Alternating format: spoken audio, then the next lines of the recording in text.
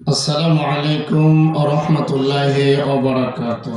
وعليكم السلام ورحمة الله وبركاته.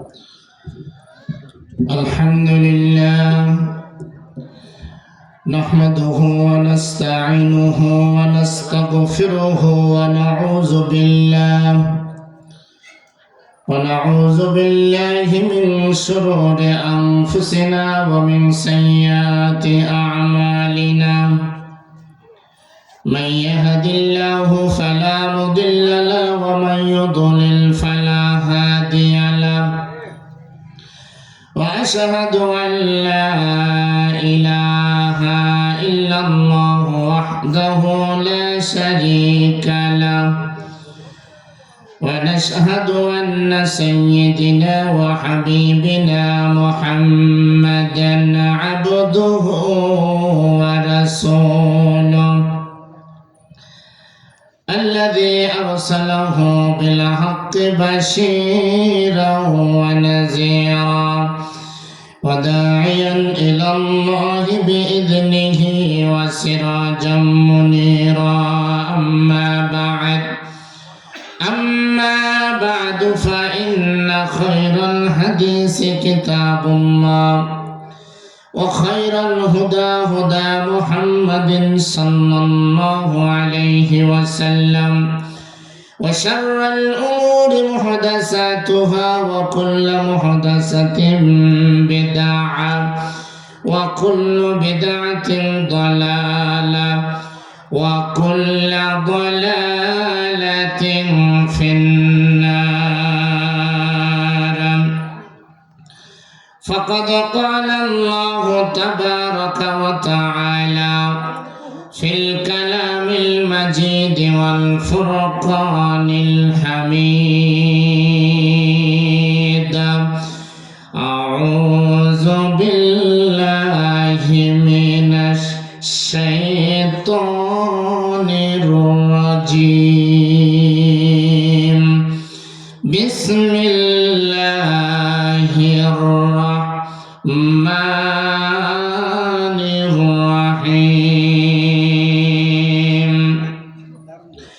يا أيها الناس اتقوا ربكم الذي خلقكم من نفس واحدة وخلق منها زوجها وبث منهما رجالا كثيرا ونساء.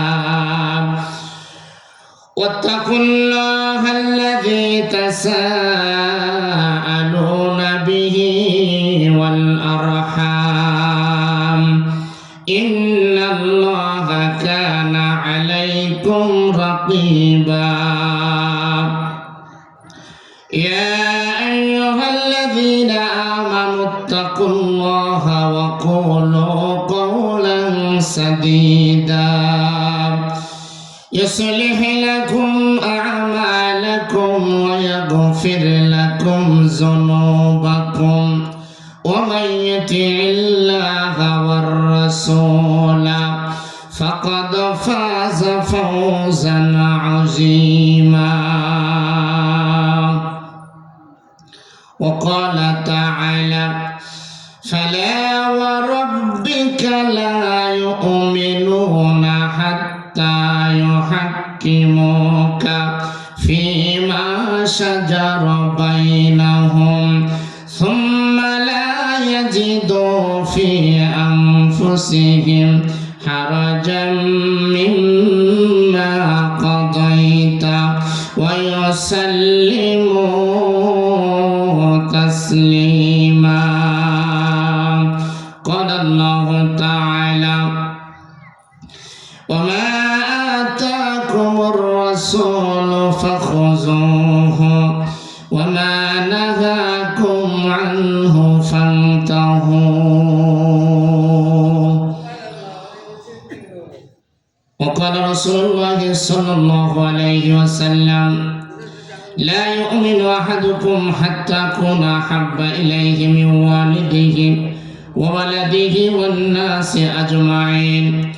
وقال رسول الله صلى الله عليه وسلم: لا تزل طائفة من أمتي ظاهرين على الحق لا يضرهم من خذلهم حتى يأتي أمر الله وهم كذلك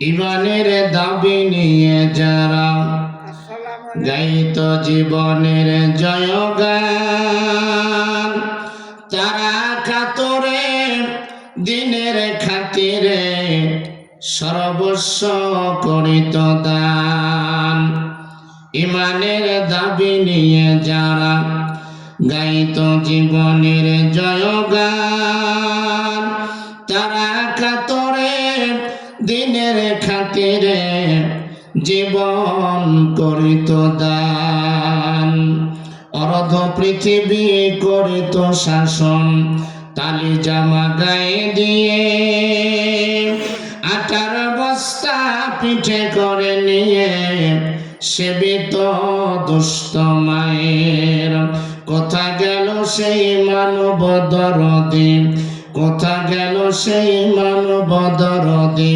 তাওহীদের সন্তান কোথা গেল সেই সোনালী যুগের সোনার মুসলমান আলহামদুলিল্লাহ ঐতিহ্যবাহী সমস্ত প্রশংসা সমস্ত গুণগান সমস্ত সিফত ছানা আল্লাহ সুবহানাহু ওয়া তাআলার জন্য যিনি আমাদেরকে সুস্থ অবস্থায় সুস্থ শরীরে সুস্থ মস্তিষ্কে শত ব্যস্ততার মধ্য দিয়ে হাজারো মানুষকে অপেক্ষা করে আমাদের মতো বান্দা বান্দীদেরকে আসার জন্য বসার জন্য বলার জন্য শোনার জন্য কবুল করেছেন আমরা সেই মাবুদের দরবারে শুকরিয়া আদায় করছি যিনি আমাদের মালিক আমাদের হায়াতের মালিক আমাদের জীবনের মালিক যিনি আইনদাতা যিনি বিধানদাতা যিনি বিচার দিনের মালিক যিনি জান্নাতের মালিক যিনি জাহান্নামের মালিক যার অনুগ্রহ ছাড়া কেউ ভালো কাজ করতে পারে না যার দয়া ছাড়া কেউ গুনাহ থেকে বেঁচে থাকতে পারে না সেই অতি সত্য মহাপবিত্র আল্লাহ সুবহানাহু ওয়া তাআলার দরবারে আমরা অন্তরস্থল থেকে শুকরিয়া আদায় করছি আলহামদুলিল্লাহ ربنا لك الحمد حمدا كثيرا طيبا مباركا فيه الله أكبر الله أكبر لا إله إلا الله الله أكبر ولله الحمد سبحان الله وبحمده عدد خلقه ورضا نفسه وزنة عرشه ومداد كلمته অতঃপর দরুদ ও তাসলিম বর্ষিত হোক সর্বকালের সর্বযুগের সর্বশ্রেষ্ঠ মহামানব আল্লাহর নবী ফেরেশতাদের নবী ইহকালের নবী পরকালের নবী মহাবিশ্বের মহা রহমত মহাবিপ্লবের মহানায়ক মাহবুবে কিবরিয়া দুলাল আমিনা মরদুলার দুলাল মরুভাস্কর আমিনার নয়নের মণি নবী নাজির নবী বাশির নবী মুদ্দাসির নবী মুজাম্মিল নবী মাক্কি নবী মাদানী নবী আহমদ নবী মুহাম্মদ রাসূলুল্লাহ সাল্লাল্লাহু আলাইহি সাল্লামের উপরে দরুদ ও সালাম আল্লাহুম্মা সাল্লি ওয়া সাল্লিম আলা নবিয়িনা মুহাম্মদ সাল্লাল্লাহু আলাইহি ওয়াসাল্লাম খদিয়াজুড়ি হাতিবান্ধা খদিয়াজুড়ি জামে মসজিদ আহলে হাদিস জামে মসজিদের উদ্যোগে বার্ষিক ওয়াজ মাহফিলের আজকের মাহফিলের সুযোগ্য সুনামধন্য বয়োবৃদ্ধ জ্ঞানবৃদ্ধ আজকের মাহফিলের সদরি সদর আজকের মাহফিলের সম্মানিত সভাপতি সাহেব আল্লাহ সুবহানাহু ওয়া তাআলার কাছে দোয়া করছি তিনি দীর্ঘদিন ধরে এই মসজিদের খেদমত করে যাচ্ছেন তিনি দ্বীনি ইলমের সাথে লেগে আছেন আল্লাহ সুবহানাহু ওয়া তাআলা শাইখকে হায়াতে তৈয়বা সিহাতে কুল্লিয়া দান করুন আমিন আমিন যোগ্য পরিচালক এবং প্রধান অতিথি বিশেষ অতিথিবৃন্দ আজকের মাহফিলের প্রধান আলোচক প্রধান মেহমান সহ আমার সামনে বসে আছেন বয়োবৃদ্ধ পিতৃতুল্য মুরব্বী নিজাম সমবয়স্ক বন্ধুতুল্য যুবক ভাইরা স্নেহের কচি ও কাচারা পর্দার অন্তরালে অবলা সরলা আবেদা সালেহা তাহেরা সর্বগুণে গুণান্বিতা এই অত্র এলাকার সম্মানিত পর্দাশীলা মা ও বোনেরা, আমরা সংক্ষিপ্ত পরিসরে কিছু আলোচনা উপস্থাপন করব ইনশাআল্লাহ। আপনারা মাগরিবের পর থেকে বিভিন্ন উলামায়ে কেরামের জবান থেকে কোরআন এবং সুন্নাহ ভিত্তিক আলোচনা শুনে আসছিলেন। আপনারা পিনপতন পরিবেশে সুন্দর নিবিড় মনোযোগে আপনারা শুনছিলেন, আপনাদেরকে মোবারকবাদ জানাচ্ছি। এ পর্যায়ে মাহফিলের দ্বিতীয় পর্ব আমরা শুরু করতে যাচ্ছি। এশার পূর্বে আলোচনা করছেন আমার সম্মানিত বন্ধুবর, তরুণ দায়ী, সারা বাংলায় ইতিমধ্যে যিনি পদচারণা যার ঘটেছে, শেখ নাসিরউদ্দিন বিন আব্দুল লতিফ হাফিজাহুল্লাহ। তাই আমি অনুরোধ করব, এখন পর্যন্ত এই মাহফিল প্যান্ডেলে যারা আসেননি, আমি তাদেরকে বিশেষভাবে অনুরোধ করছি, সম্মানিত ভাইরা আমার, যুবকেরা, চাচাজিরা, বাবাজিরা যারা বাহিরে আছেন, মেহেরবানি করে এই মাহফিল প্যান্ডেলে প্রবেশ করুন। এই মাহফিল গতকাল ছিল না, আগামীকাল থাকবে, আগামীকালও থাকবে না। বার্ষিক মাহফিল আপনারা আয়োজন করেন, এটা আপনাদেরই দায়িত্ব এই মাহফিলে এসে অংশগ্রহণ করার। মাহফিলের আয়োজন করে যারা বাইরে ঘোরাফেরা করছেন, কথাবার্তা বলছেন, যারা চায়ের দোকানে বসে আড্ডা দিচ্ছেন, এটা অত্যন্ত আপত্তিকর কোরআন এবং সুন্নাহর সাথে, কথা ঠিক কিনা? এই আচরণটা মোটেও ঠিক নয়। তাই আপনাদেরকে উদারত আহ্বান করব মাহফিল প্যান্ডেলে চলে আসার জন্য। আল্লাহ সুবহানাহু ওয়া তাআলা আমাদেরকে কবুল করুন, বলি আমিন। আপনারা একটু মাঝখানে বসতে পারবেন না ভাই? আমি অনুরোধ করছি সকলকে মাঝখানে বসার জন্য। কত যে ঝামেলা তার, দিনে রাতে ছুটাছুটি, সকাল সাজে, সময় হলো না তার দিনের কাজে, শুধু সময় জোটে না তার দিনের কাজে।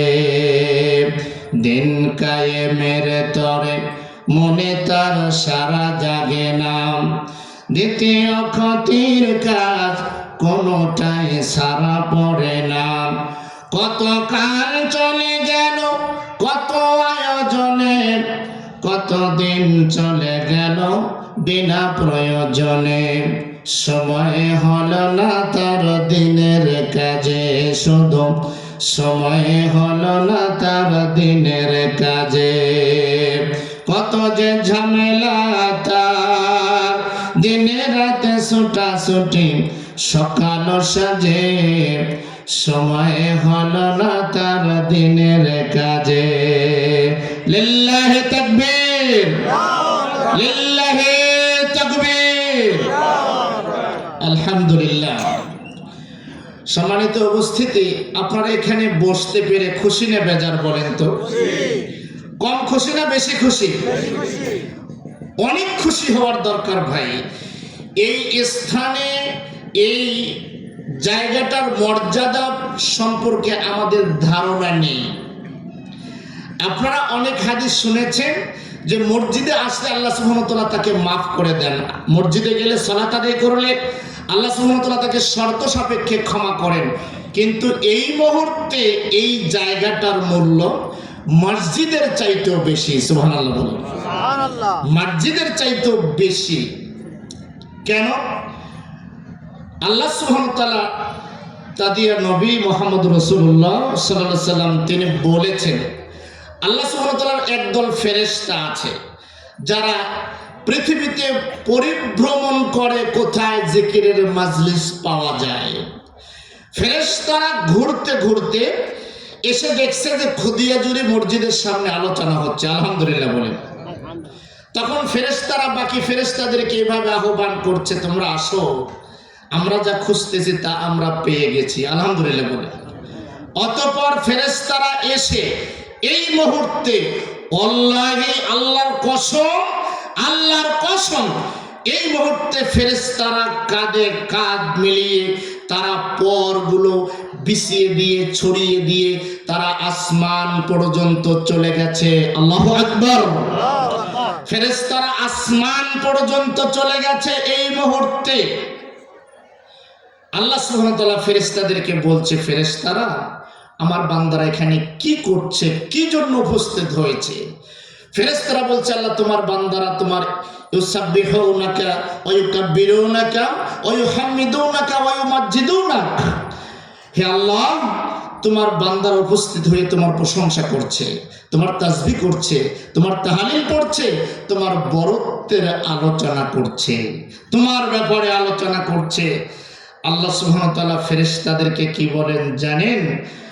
আল্লাহ সুবহানাহু ওয়া তাআলা বলছেন, ওয়া উশহিদুকুম কদ গফারতু লাহুম।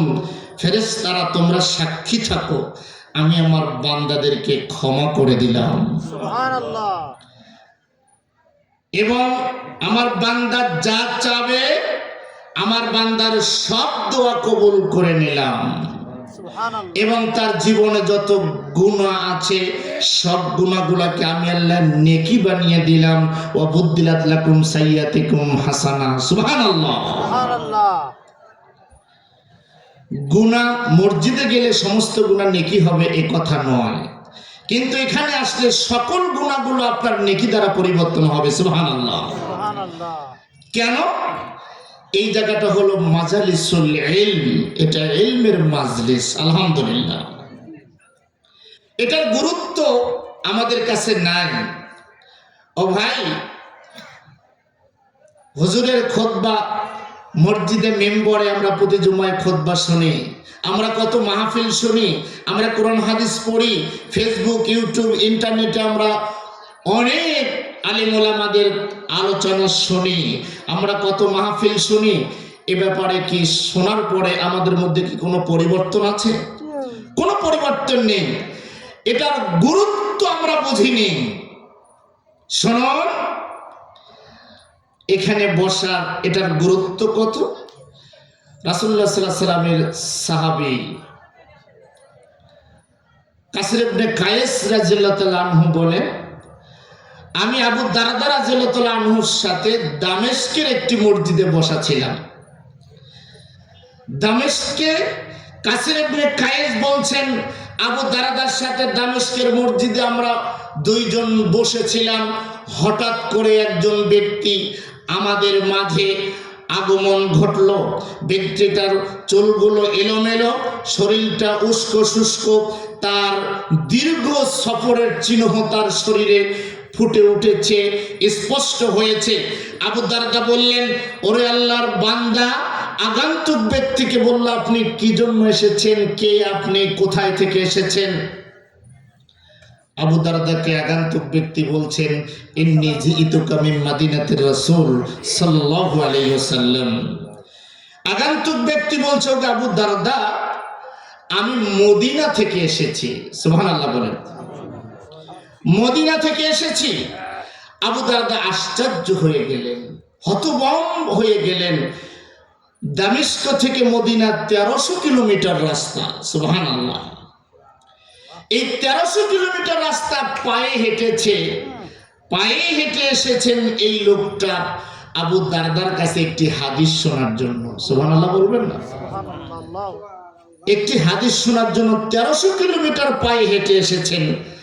আপনি বাড়ি থেকে বাহির হতে পারলেন না, আপনি ঘর থেকে আসতে পারলেন না, আপনি দোকান থেকে আসতে পারলেন না। ও ভাই, জান্নাতে তারা যাবে না তো আমরা যাব? তারাই তো জান্নাতে যাবে। আমার ভাইরা, আবু দারদা আশ্চর্য হয়ে গেলেন। 100 কিলোমিটার নয়, 200 নয়, 1300 কিলোমিটার রাস্তা পায়ে হেঁটে এসেছে একটি হাদিস শোনার জন্য। জোরে বলেন সুবহানাল্লাহ। কত গুরুত্ব তাদের ছিল, কত আবেগ ছিল, কত ভালোবাসা ছিল, ইসলামের উপরে কত সম্মান শ্রদ্ধা ছিল। আমরা মনে করছি মৌলবীদের কাম হলো বলার, এরা বলতেই থাকবে, আমরা খালি শুনবো। কথা ঠিক কিনা? মৌলবীর যা কাম তা করবো। আমার ভাইরা, আবু দারদা রাদিয়াল্লাহু তাআলা আনহু বললেন, ওগো আল্লাহর বান্দা, তুমি শোনো, আমার প্রিয় বন্ধু মুহাম্মদ রাসূলুল্লাহ সাল্লাল্লাহু আলাইহি ওয়াসাল্লামকে বলতে শুনেছি।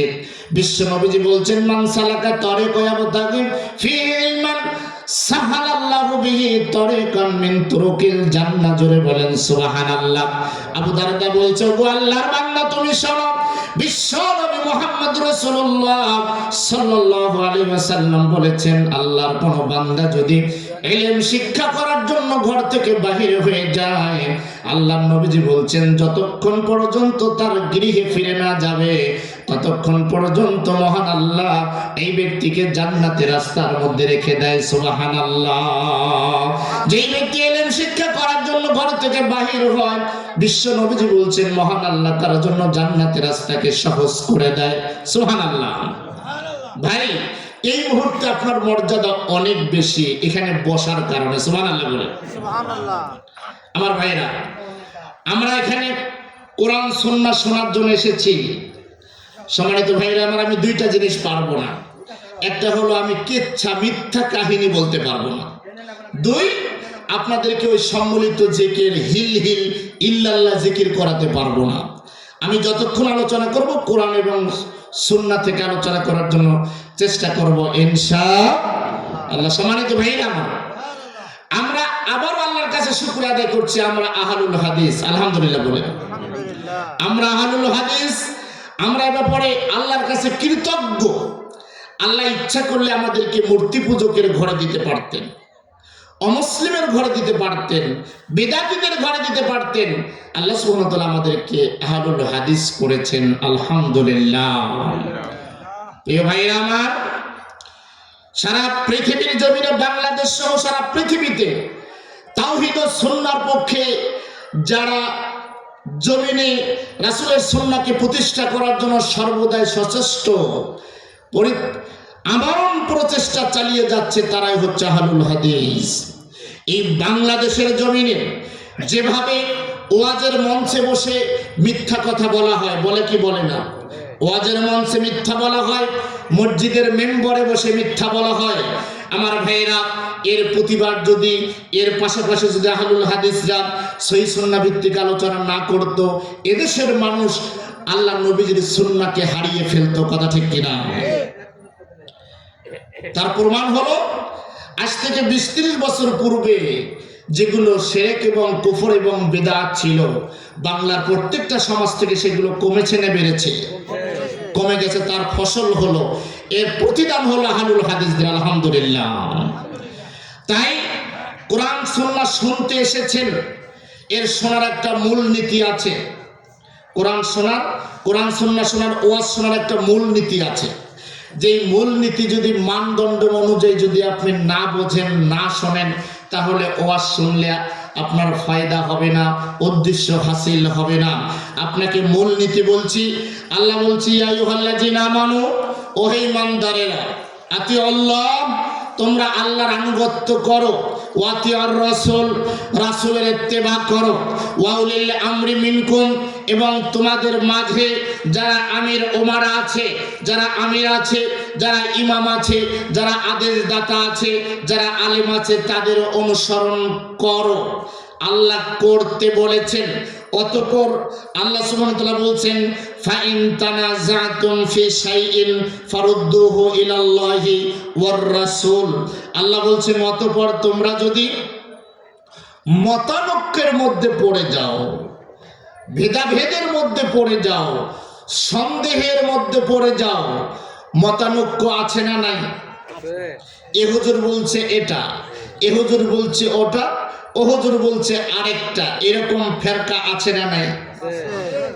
আল্লাহ বলছেন এইরকম যদি সমস্যা তোমরা দেখো, এ হুজুর বলছে এটা, বিমান নিয়ে হুজুর এসে বলছে একটা, বেলায়েত হুজুর বলছে একটা, তালহা মৌলভী এসে বলছে আরেকটা। আল্লাহ বলছে যদি এইরকম তোমরা দ্বিধাদ্বন্দ্বে পড়ো, ফারুদ্দুহু ইলাল্লাহি ওয়ার রাসূল, তোমরা ফিরে যাবে, তোমরা ঘুরে যাবে, তোমরা প্রত্যাবর্তিত হবে আল্লাহ এবং তার রাসূলের দিকে। সুবহানাল্লাহ বলেন। আল্লাহর দিকে মানে কোরআনের দিকে, রাসূলের দিকে মানে সুন্নাহর দিকে তোমরা ফিরে যাবে। কোনো দলাদলিতে যাবে না, কোনো ফেরকায় যাবে না, কোনো দলে যাবে না। তুমি যখন এইরকম মতানৈক্য দেখবে, ফাইন তানাযাতুম ফি শাইইন, আল্লাহ এখানে সামান্য বিষয়ে বলেছেন, কোন বিষয়ে যদি মতভেদ দেখো, আল্লাহ এবং রাসূলের দিকে ফিরে আসবে, তারপরে আল্লাহ শর্ত দিয়েছে ইন কুনতুম তুমিনুনা বিল্লাহ, যদি তুমি মুমিন হয়ে থাকো। সুবহানাল্লাহ, যদি তুমি মুমিন হয়ে থাকো। তার মানে যারা ভেদাভেদের ক্ষেত্রে যারা আল্লাহ এবং রাসূলের দিকে, কোরআন এবং সুন্নাহর দিকে যারা ফিরে আসে না, এখনো তারা মুমিন হতে পারে। আল্লাহ স্পষ্ট বলছেন, আল্লাহ বলছেন জালিকা খায়রু ওয়া আহসানা তা'ওয়িলা, এটা হলো তোমাদের জন্য উত্তম সমাধান। সুবহানাল্লাহ। মহান আল্লাহ বলেন ফালা ওয়া রাব্বিকা লা ইউমিনুনা হাত্তা ইউহাক্কিমুকা ফীমা শাজারা বাইনাহুম সুম্মা লা ইয়াজিদু ফী আনফুসিহিম হারাজাম মিম্মা কাদাইতা ওয়া ইউসাল্লিমু তাসলিমা।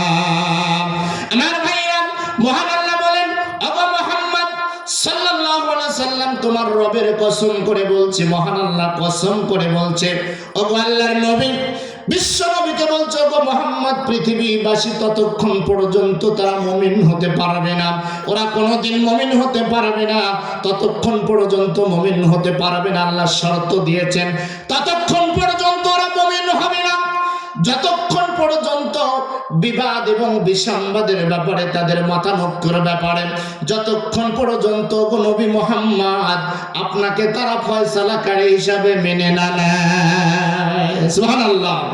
আপনাকে যতক্ষণ পর্যন্ত ফয়সালাকারী হিসাবে মেনে না নেবে, ততক্ষণ পর্যন্ত তারা মুমিন হতে পারবে না। আমার ভাইয়েরা, তারপর আল্লাহ বলছেন ওগো নবীজি, আপনার ফয়সালার ব্যাপারে তাদের মনে যেন কোনো সন্দেহের অবকাশ না থাকে। সুবহানাল্লাহ। মেনে তো নিতেই হবে, সন্দেহ করা যাবে, সন্দেহ করা যাবে না। আমার ভাইরা, আপনি বাধ্য, যে কথাটি আল্লাহ, যে কথাটি রাসূলের, এটা আপনি মানতে বাধ্য, আপনার জন্য ওয়াজিব, আপনার জন্য ফরজ, এ কথাটা মেনে নেওয়া, কথা ঠিক কিনা?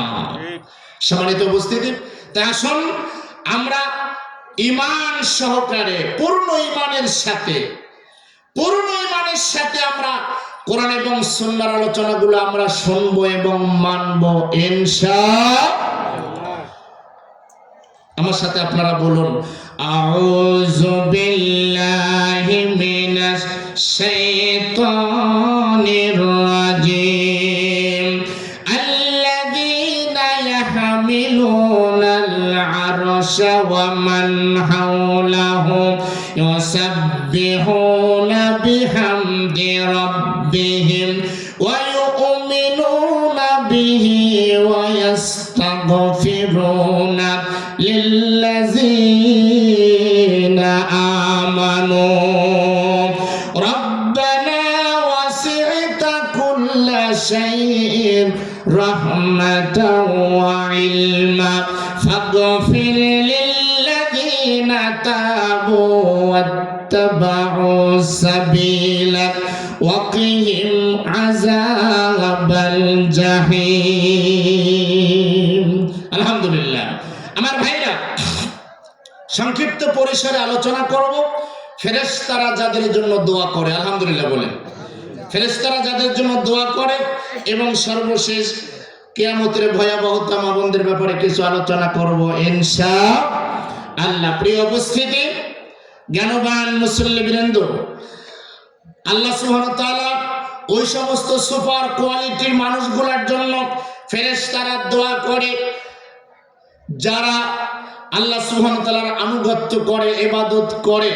প্রিয় ভাইরা আমার, এই গ্রামে আপনার কোনো সম্পদ নেই, আপনার কোনো অর্থবল, বাহুবল, জৈনবল, যৌনবল, আপনার কোনো শক্তি নেই, কিন্তু আপনি দিনমজুর একজন ঠেলাওয়ালা, কিন্তু আপনি বড় একজন পরহেজগার মানুষ। আপনি আব্দুর রহিম, আপনার কিচ্ছু নেই, কিন্তু আপনার সম্মান এত বেশি, মহান আল্লাহর ফেরেশতারা আপনার জন্য দোয়া করে। সুবহানাল্লাহ বলেন। আমার ভাইরা, মহান আল্লাহ বলছেন আল্লাযীনা ইয়াহমিলুনাল আরশা ওয়া মান হাওলাহু বলছেন ওই সমস্ত ফেরেশতারা যারা আরশ বহন করে আছে, সুবহানাল্লাহ বলেন, যারা আরশ বহন করে আছে, আমার ভাইরা আরশ বহন করে ফেরেশতা, আল্লাহ সুবহানাহু ওয়া তাআলার ফেরেশতারা আল্লাহর আরশ বহন করে আছে। কিংবত কিমাকার বাংলাদেশের মুসলমানদের আকীদা হলো কলবেল মুমিনিন আরশু আল্লাহ, মুমিনের কলব হলো আল্লাহর আরশ। জোরে বলেন নাউজুবিল্লাহ। আবার কোন মুসলমান বলেন আল্লাহ নিরাকার। আমার ভাইয়েরা কেউ কেউ বলে আল্লাহ সবখানে বিরাজমান। জোরে বলেন নাউজুবিল্লাহ। আমার ভাইয়েরা আল্লাহ আরশে আছে, এ ব্যাপারে কোরআনের দলিল আছে। আল্লাহ সুবহানাহু ওয়া তাআলা আরশে আজিমে আছেন। আমার ভাইয়েরা আল্লাহর ব্যাপারে পূর্ণ ঈমান রাখতে হবে। আমরা জানি, আপনারা জানেন, ইসলামের রকম হলো 5টা, কিন্তু ঈমানের রকম হলো 6টা। ঈমানের রকম হলো 6টা, এটা আপনাকে অবশ্যই জানতে হবে, এটা আপনাকে জানা ওয়াজিব। ঈমানের রকম 1 নম্বর রকম হলো আমানতু বিল্লাহ, আল্লাহতে ঈমান আনা, আল্লাহর প্রতি ঈমান আনা। এটা সকলেই বলে, বলে কি বলে না? হানাফি, শাফি, মালিকি, হানাফি, শাফি, মালিকি, কাদরিয়া, চিশতিয়া, মুরজিয়া, জাবরিয়া, মুসাব্বিহা, মুতাজিলা, যত ফিরকা আছে সকলেই বলছে আমানতু বিল্লাহ, আমরা ঈমান এনেছি। এটা সকলেই বলছে আমরা ঈমান এনেছি। কিন্তু ঈমান আনার ব্যাপারে যেভাবে আল্লাহ সুবহানাহু ওয়া তাআলা যেভাবে ঈমান আনতে বলেছেন, আল্লাহ বলছেন আল্লাহু আ'লামু বিঈমানিকুম, ঈমানটা তোমার কার ঈমান কতটুকু আছে এটা আল্লাহ সুবহানাহু ওয়া তাআলা ভালো জানেন। আমার ভাইরা, এই গ্রামের একজন হাজী সাহেব, বয়স তার 90 বছর, 100 বছর, 80 বছর, যাই হোক না কেন, এই লোকটা 80 বছর পর্যন্ত আল্লাহর ইবাদত করে, বারবার হজ করে, 5 ওয়াক্ত সালাত আদায় করে, তাসবিহ, তাহলিল, তাহাজ্জুদ সবকিছু আদায় করে, সকলে হুকুম আহকাম ইবাদত সব ইবাদত করে। কিন্তু লোকটা মনে করে আল্লাহ নিরাকার, আল্লাহ নিরাকার। জোরে বলেন নাউজুবিল্লাহ।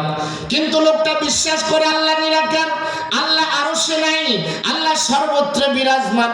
লোকটা বিশ্বাস করে নবী হলো নূরের তৈরি, হায়াতুন নবী। লোকটা বিশ্বাস করে নবী আজও মারা যায় নাই। এমন আকীদা যদি পোষণ করে, আল্লাহর কসম করে বলছি, এই লোকটার বয়স যদি 80 বছর হয়, সারা জীবন যদি ইবাদত করে, এমত অবস্থায় যদি মারা যায়, এই ব্যক্তি জাহান্নামী হয়ে মারা যাবে। জোরে জোরে বলেন নাউজুবিল্লাহ। আমার ভাইরা, এই জন্য আল্লাহ সুবহানাহু ওয়া তাআলা আরশে আজিমে আছে। কোথায় আছে আল্লাহ বলেন তো?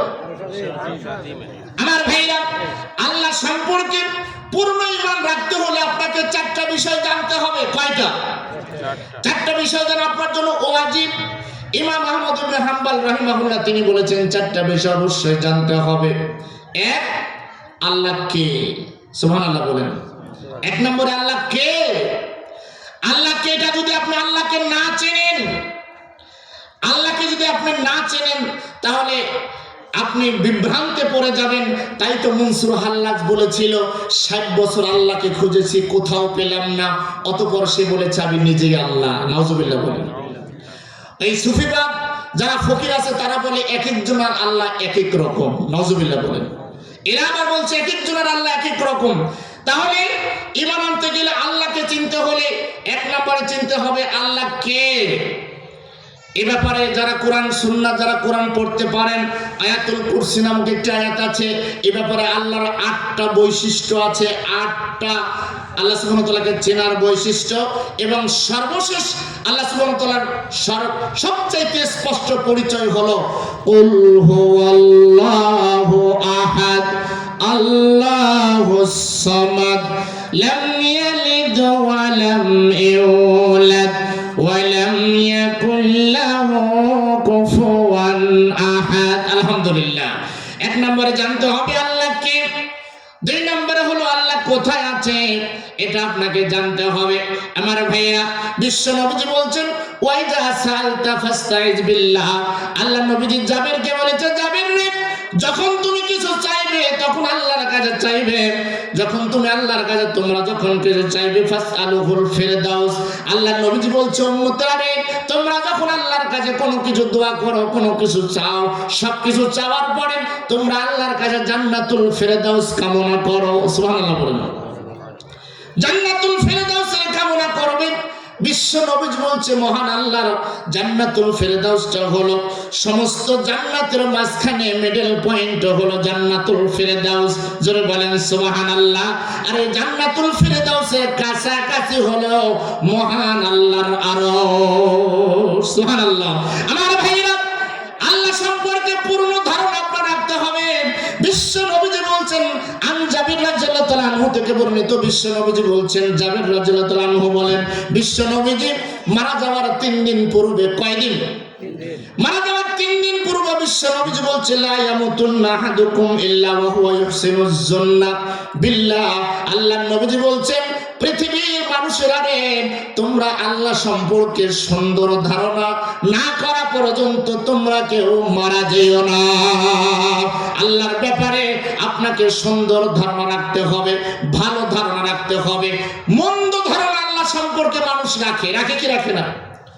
মন্দ ধারণার মধ্যে একটা হলো আল্লাহকে খোদা বলা, নাউজুবিল্লাহ বলেন। এটা হলো আল্লাহর ব্যাপারে মন্দ ধারণা। আর সবচাইতে আল্লাহর ব্যাপারে মন্দ ধারণা যারা করে তারা হলো ফকিরেরা। কথা বলেন ঠিক কিনা?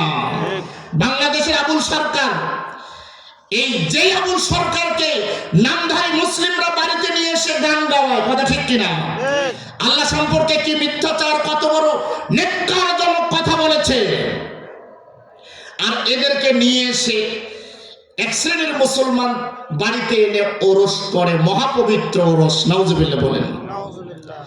এদেরকে নিয়ে এসে ওরস করে। আমি অনেক সময় বলে থাকি, এই ওরসের চাইতে যুবক ছেলেরা যে কনসার্ট করে, এই কনসার্ট ভালো। কথা ঠিক কিনা? এই বাউল গানের চাইতে কনসার্ট ভালো। বলবেন কেন হুজুর, এটা তো একটা অপমানজনক কথা হলো। জি, কনসার্টে যুবকরা করে, ওটা তো গুনার কাজ, ওটা তারা গুনাহ মনে করে। কেউ কি বলছে কনসার্ট ভালো কাজ? ওটা গুনাহ। কিন্তু বাউল শিল্পীরা যে গান আসর করে, এটাকে তারা ধর্ম মনে করে। কি মনে করে? এটাকে তারা ধর্ম মনে করে। আমার ভাইরা, আল্লাহর ব্যাপারে মন্দ ধারণা করা যাবে না। আল্লাহ সুবহানাহু ওয়া তাআলা কোথায় আছে বলেন তো? আরশে আজিমে আছেন। তা আল্লাহ বলছেন, আল্লাযীনা ইয়াহমিলুনাল আরশা ওয়া মান হাওলাহু ইউসাব্বিহুনা বিহামদি রাব্বিহিম ওয়া ইউমিনুনা বিহি ওয়া ইস্তাগফিরুনা লিল্লাযীনা আমানু। মহান আল্লাহ বলেছেন, আল্লাহর আরশ বহনকারী ফেরেশতারা যারা আল্লাহর আরশ বহন করে আছেন, ওয়া মান হাওলাহু, এবং চতুর্থ সাইডে যারা অবস্থান করেছেন, চতুর্থ সাইডে ফেরেশতারা আরশে আজিমের চতুর্থ সাইডে অবস্থান করেছে, ইউসাব্বিহুনা বিহামদি রাব্বিহিম, আরশ বহনকারী ফেরেশতারা এবং চতুর্থ সাইডে যারা পরিভ্রমণ করছে সমস্ত ফেরেশতারা মহান আল্লাহর আরশের চতুর্থ সাইডে সর্বদাই আল্লাহর প্রশংসা, তাসবিহ, তাহলিল পাঠ করছে। জোরে বলেন সুবহানাল্লাহ। আমার ভাইরা, আরশের ফেরেশতা সর্বদাই আল্লাহর তাসবিহ তাহলিল পাঠ করছে। আমরা ওইখানে আল্লাহর তাসবিহ তাহলিল পাঠ করছি। জোরে বলছি আলহামদুলিল্লাহ। ইউসাব্বিহুনা বিহামদি রাব্বিহিম, তারা রবের প্রশংসা করেছেন। ওয়া ইউমিনুনা বিহি ওয়া ইউমিনুনা বিহি, এবং ফেরেশতারা রবের ব্যাপারে পূর্ণ ঈমান রাখে। জোরে বলেন সুবহানাল্লাহ। আমার ভাইরা, পূর্ণ ঈমান রাখতে হবে, আল্লাহর ব্যাপারে পূর্ণ ঈমান রাখতে হবে। আমার ভাইরা, আমলের প্রতিদান জান্নাতে কথা কোথাও বলা হয় নাই। ঈমানের প্রতিদান জান্নাত, এটাই চূড়ান্ত কথা। কথা ঠিক কিনা? ঈমানের প্রতিদান হলো জান্নাত। পৃথিবীর জমিনে সকলেই জান্নাত চায়, ঈমানের প্রতিদান হলো জান্নাত। আমার ভাইরা, ওয়া ইউমিনুনা বিহি, ফেরেশতারা রবের ব্যাপারে পূর্ণ ঈমান রাখে। ওয়া ইস্তাগফিরুনা লিল্লাযিনা আমানু, ফেরেশতারা তাদের জন্য ক্ষমা চায় আল্লাহর কাছে, পৃথিবীর জমিনে যারা আল্লাহর উপরে যারা ঈমান এনেছে। সুবহানাল্লাহ বলেন।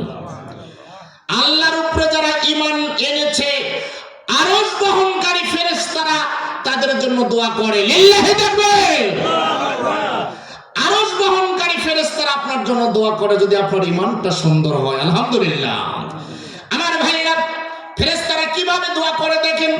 ফেরেশতারা বলে, রব্বানা ওয়াসি'তা কুল্লা শাইইন রাহমাতাও ওয়া ইলমা।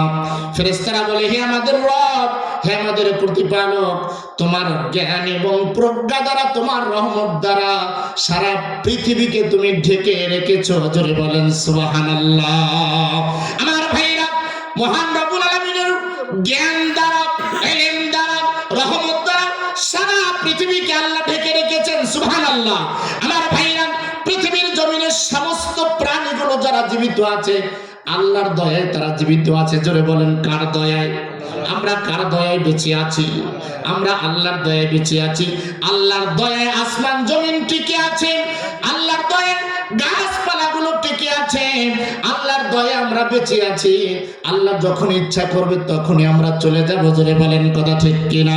আমার ভাইরা, তাই ফেরেশতারা বলছে, রব্বানা ওয়াসি'তা কুল্লা শাইইর রাহমাতাও ওয়া ইলমা। হে আমাদের রব, তোমার জ্ঞান এবং রহমত দ্বারা সব কিছুকে তুমি ঢেকে রেখেছো। আল্লাহ ফাগফির, আল্লাহ তুমি তাদেরকে ক্ষমা করে দাও। সুবহানাল্লাহ বলেন। আল্লাহ তুমি তাদেরকে ক্ষমা করে দাও। লিল্লাযিনা তাবু, যারা পাপ করার পরে যারা তওবা করে। সুবহানাল্লাহ। আমার ভাইরা, ফেরেশতারা বলছে, আরশে আজিমের ফেরেশতারা বলছে, আল্লাহ পৃথিবীর জমিনে যারা ঈমান এনেছে, যারা পাপ করার পরে তওবা করে, আল্লাহ তাদেরকে ক্ষমা করো। সুবহানাল্লাহ। আমার ভাইরা, ফেরেশতারা বলছে, আল্লাহ যারা তওবা করে, যারা পাপী, পাপ করার পরে যারা তওবা করে, তুমি তাদেরকে ক্ষমা করে দাও। আমার ভাইরা, আমরা সকলে আমরা পাপী, এখানে যারা আছি সকলে আমরা পাপী। বিশ্ব নবীজি বলছেন, কুল্লু বানি আদম খাত্তা, আদম সন্তান সকলেই পাপী। ফেরেশতারা বলছে, আল্লাহ যারা তওবা করে, রাত্রিতে ক্ষমা চায়, দিনে ক্ষমা চায়, যখনই পাপ করে তখনই ক্ষমা চায়, তওবা করে। আমার ভাইরা, আমরা সকলেই পাপী, সকলেরই পাপ আছে। নবীজি বলছে, কুল্লু বানি আদম খাত্তা, সকল আদম সন্তানরা পাপী। তবে পাপীর মধ্যে উত্তম পাপী হলো সেই পাপী যে ভুল করার পরে তওবা করে। সুবহানাল্লাহ। আমার ভাইরা, সকলে আমরা পাপী, কিন্তু বাংলাদেশের একজন নেতা আছে, যেই নেতার জীবনে কোনো পাপ নাই। জোরে বলেন, কথা ঠিক কিনা? যেই নেতা জীবনে কোনোদিন পাপ করে নাই। এত বড় কথা, এত বড় জঘন্য কথা, এত বড় দৃষ্টতা কোনো আদম সন্তান দেখাতে পারে নাই। বিশ্ব নবীজি বলছেন, প্রত্যেক আদম সন্তান পাপী। পাপীর মধ্যে ওই ব্যক্তি শ্রেষ্ঠ পাপী যে ব্যক্তি পাপ করার পরে তওবা করে। সুবহানাল্লাহ। আব্দুল্লাহ ইবনে ওমর ইবনে খাত্তাব রাদিয়াল্লাহু তাআলা আনহু বলেছেন, যে ব্যক্তি পাপ করার পরে তওবা করে, তার তওবাটা এমন পরিশুদ্ধ হয়ে যায়, এমন সুন্দর হয়ে যায়, গাভীর দুধ থেকে, গাভীর বাট থেকে, ওলান থেকে দুধ দহন করার পরে পুনরায় দুধটা যেমন ওই গাভীর ভিতরে প্রবেশ করা অসম্ভব হয়ে যায়। মহান আল্লাহ যেই ব্যক্তি গুনাহ থেকে তওবা করে, মহান আল্লাহ এই ব্যক্তিকে এই রকম পরিচ্ছন্ন করে দেয়, এই ব্যক্তি জাহান্নামে যাওয়া ওই রকম অসম্ভব হয়ে যায়। জোরে বলেন সুবহানাল্লাহ। আমার ভাইরা, তাই ফেরেশতারা বলছে, আল্লাহ তুমি তাদেরকে ক্ষমা করে দাও যারা তোমার উপরে পূর্ণভাবে ঈমান রাখে এবং যারা তওবা করে, সর্বদাই তওবা করে। যখনই গুনার কথা মনে হয় তখনই তওবা করে, রাত্রিতে তওবা করে, দিনে তওবা করে। ফাগফির লিল্লাযিনা তাবু ওয়াত্তাবাউ সাবিলা, এবং যারা সরল পথের অনুসরণ করে। সুবহানাল্লাহ বলেন। ওয়াত্তাবাউ সাবিলা, যারা সরল পথের অনুসরণ করে। ও ভাই, কোরআন হাদিস তো শুনলেন। ওয়াত্তাবাউ সাবিলা, যারা সরল পথের যারা অনুসরণ করে। আমরা তো আদ্যবধি পর্যন্ত সরল পথ আমরা চিনলাম না, কথা ঠিক কিনা? আমরা তো সরল পথ বুঝলাম না। আমার ভাইরা, সরল পথ কোনটা? আল্লাহ এবং রাসূলের পথ, এটাই হলো সরল পথ। আলহামদুলিল্লাহ। এই বাংলাদেশের জমিনে কারো কাছে তরিকা হলো 4টা, কারো কাছে 8টা, কারো কাছে 126টা তরিকা, এক একজনের এক একটা তরিকা। অথচ আল্লাহর ফেরেশতারা বলছে, ওয়াত্তাবাউ সাবিলা, হে আল্লাহ যারা সরল পথের যারা অনুসরণ করে। সুবহানাল্লাহ। সরল পথের যারা অনুসরণ করে। আমার ভাইরা, এখানে 4টা বিষয় ফেরেশতারা দোয়া করে। 1 নম্বরে আল্লাহ যারা ঈমান এনেছে, 2 নম্বরে যারা পাপ করার পরে তওবা করে, 3 নম্বরে ফেরেশতারা বলছে, আল্লাহ যারা সরল পথের অনুসরণ করে। 4 নম্বরে ফেরেশতা বলছে ওয়াকিহিম আযাবাল জাহিম। ফেরেশতারা বলছে আল্লাহ যারা তওবা করে, যারা পাপ করে যারা তওবা করে, যারা ঈমান এনেছে এবং যারা সরল পথের অনুসরণ করে, আল্লাহ এই সমস্ত বান্দাদেরকে তুমি জাহান্নামের আযাব থেকে বাঁচাও। রব্বানা ওয়া আদখিলহুম জান্নাতু আদনিল্লাতী ওয়া'আদতাহুম। জোরে বলেন মারহাবা। ফেরেশতারা বলছে আল্লাহ তুমি তোমার বান্দাদেরকে ওই জান্নাতে প্রবেশ করিয়ে দাও যেই জান্নাতের ওয়াদা তুমি করেছো। সুবহানাল্লাহ। যেই জান্নাতের ওয়াদা তুমি বান্দার সাথে করেছো। আমার ভাইরা, পৃথিবীর জমিনে সকলেই জান্নাতে যেতে চায়, কথা ঠিক কিনা? সকলেই জান্নাতে যেতে চায়। এখানে মাহফিল শুনতে এসেছে, উদ্দেশ্য হলো জান্নাত। মসজিদ বানিয়েছে, উদ্দেশ্য হলো জান্নাত। আমার ভাইরা সালাত আদায় করে উদ্দেশ্য হলো জান্নাত। আমার ভাইরা, যে হিন্দুটা মূর্তি পূজা করে সেও বলছে আমি স্বর্গে যাব, আমি কোনোদিন নরকে যেতে রাজি না, কথা ঠিক কিনা? যেই লোকটা খ্রিস্টান বলছে আমি হেভেনে যাব, আমি হেলে যাব না। ইহুদিরা বলছে আমরাও জান্নাতে যাব। আমার ভাইরা, যেই লোকটা মাজারে বসে আছে লক্ষ লক্ষ মানুষকে মুশরিক বানায় সেও বলছে আমি জান্নাতে যাব, তার উদ্দেশ্য হলো জান্নাত। ও আমার ভাইরা, যেই লোকটা চিল্লা দিয়ে ঘুরে বেড়াচ্ছে তার উদ্দেশ্য হলো জান্নাত। কিন্তু আল্লাহ তো সকলকে জান্নাত দেবে না, জোরে বলেন কথা ঠিক কিনা? আল্লাহ সকলকে জান্নাত দেবে না, শর্ত সাপেক্ষে আল্লাহ জান্নাত দিবে। আমার ভাইরা, জান্নাত কেমন? আল্লাহ নবীজি বলেছে জান্নাত এত বিশাল। নবীকে প্রশ্ন করা হয়েছে রাসূলুল্লাহ জান্নাত কি? নবীজি বলেছে জান্নাত হলো একটা ইট স্বর্ণ, একটা ইট হলো রূপা। সুবহানাল্লাহ বলেন। জান্নাত কেমন জিনিস? বিশ্ব নবীজি বলছে দুনিয়া এবং দুনিয়ার ভিতরে যা কিছু আছে সব বিক্রি করে দিল, জান্নাতের মূল্য হবে না। সুবহানাল্লাহ বলেন। আমার ভাইরা, দুনিয়া কেমন? বাংলাদেশটা ছোট্ট একটা বাংলাদেশ, এই বাংলাদেশের মতো 18টা দেশকে একত্রিত করলে যত বড় দেশ হবে তার নাম হলো ভারত। আমার ভাইরা, বাংলাদেশের মতো 65টা দেশকে একত্রিত করলো যে দেশটা হবে তার নাম হলো আমেরিকা। এই বাংলাদেশের মতো 200টা দেশকে একত্রিত করলে যেই দেশটা হবে তার নাম হলো রাশিয়া। আমার ভাইরা, এই পৃথিবীর জমিন কত বড় বড় রাষ্ট্র, বাংলাদেশটা কত দামি সম্পদ, এইরকম সারা পৃথিবী কত দামি সম্পদ। বিশ্ব নবীজি বলছে সারা পৃথিবী যদি বিক্রি করা হয়, সারা পৃথিবী এবং পৃথিবীর ভিতরে যা কিছু আছে সব বিক্রি করে দিলে হলো আল্লাহর জান্নাতের মূল্য হবে না। জোরে বলেন সুবহানাল্লাহ। এই জান্নাত আল্লাহ বান্দাকে দিবে আমলের বিনিময়, ঈমানের বিনিময়। লিল্লাহি তাকবীর। এই জান্নাত আল্লাহ দিবে ঈমানের বিনিময়। এত সহজে জান্নাত যাওয়া যাবে? আমার ভাইরা, ফেরেশতারা আল্লাহকে বলছে আল্লাহ রব্বানা ওয়া আদখিলহুম জান্নাতু আদনিল্লাতী ওয়া'আদতাহুম। হে আল্লাহ, তুমি তোমার মুমিন বান্দাদেরকে, ঈমানদারদেরকে সেই জান্নাত দাও যেই জান্নাতের ওয়াদা তুমি তোমার বান্দার সাথে করেছো। সুবহানাল্লাহ বলেন। শুধু তাই নয়, ওয়ামান সালাহা মিন আবাইহিম ওয়া আজওয়াজিহিম ওয়া যুররিয়াতিহিম।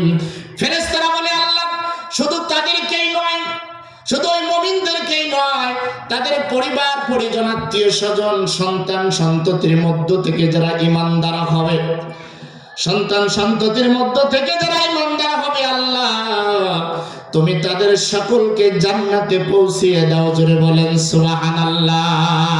আমার ভাইরা, এর চাইতে উত্তম দোয়া কি হইতে পারে?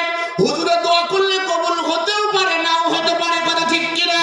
হুজুরের দোয়া কবুল হবে বলে গ্যারান্টি নাই, কিন্তু আরশ বহনকারী ফেরেশতারা যদি আপনার জন্য দোয়া করে বন্ধুরে, আল্লাহর কসম অবশ্যই দোয়া কবুল হবে। জোরে বলেন কথা ঠিক কিনা?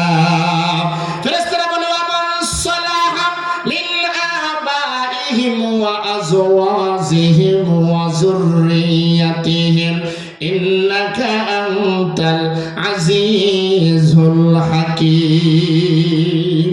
ফেরেশতারা বলছে আল্লাহ ওই মুমিন বান্দাদের, তাদের পরিবার, সন্তান সন্ততি, ছেলে মেয়ে, স্ত্রী, পরিবার পরিজন যারা ঈমান আনবে, আল্লাহ সকলকে তুমি জান্নাত দিয়ে দাও, সুবহানাল্লাহ। আমরা যদি মুমিন হতে পারি, পরহেজগার হতে পারি, আমরা আমাদের সপরিবারে আমরা জান্নাতে যাব। ফেরেশতারা আমাদের জন্য সর্বদাই দোয়া করছে, লিল্লাহি তাকবীর। ফেরেশতারা আমাদের জন্য দোয়া করছে। এটা ভাগ্যটা আমাদের ভালো না খারাপ? আমার ভাইরা, আমার ভাইরা, ফেরেশতারা আমাদের জন্য দোয়া করছে। প্রিয় ভাইরা আমার, আলোচনা দীর্ঘায়িত করা যাবে না, তাহলে আসুন ফেরেশতারা কাদের জন্য দোয়া করে। আল্লাহ নবী সাল্লাল্লাহু আলাইহি ওয়াসাল্লাম বলেছেন, মহান আল্লাহ বলেছেন, আব্দুল্লাহ ইবনে আমর রাদিয়াল্লাহু আনহু বিশ্ব নবীজি বলেছেন, আব্দুল্লাহ ইবনে আমর থেকে হাদিসটি বর্ণিত, মহান আল্লাহ বলেছেন, যে পৃথিবীর যেই বান্দারা বিশ্ব নবীজির উপরে যখন এই নাম শুনবে, মুহাম্মদ সাল্লাল্লাহু আলাইহি ওয়াসাল্লাম, যখনই বিশ্ব নবীজির নাম শুনবে তখনই বলতে হবে সাল্লাল্লাহু আলাইহি ওয়াসাল্লাম। পৃথিবীর জমিনে একজন মাত্র মহামানব, একজন মাত্র সম্মানিত ব্যক্তি, যার সাথে তুলনা কারো সাথে চলে না, যিনি সৃষ্টির মধ্যে শ্রেষ্ঠ, যিনি আশরাফ, যিনি মহামানব, যার পূর্বে কেউ জান্নাতে প্রবেশ করতে পারবে না। আলিম ভাই বলেন।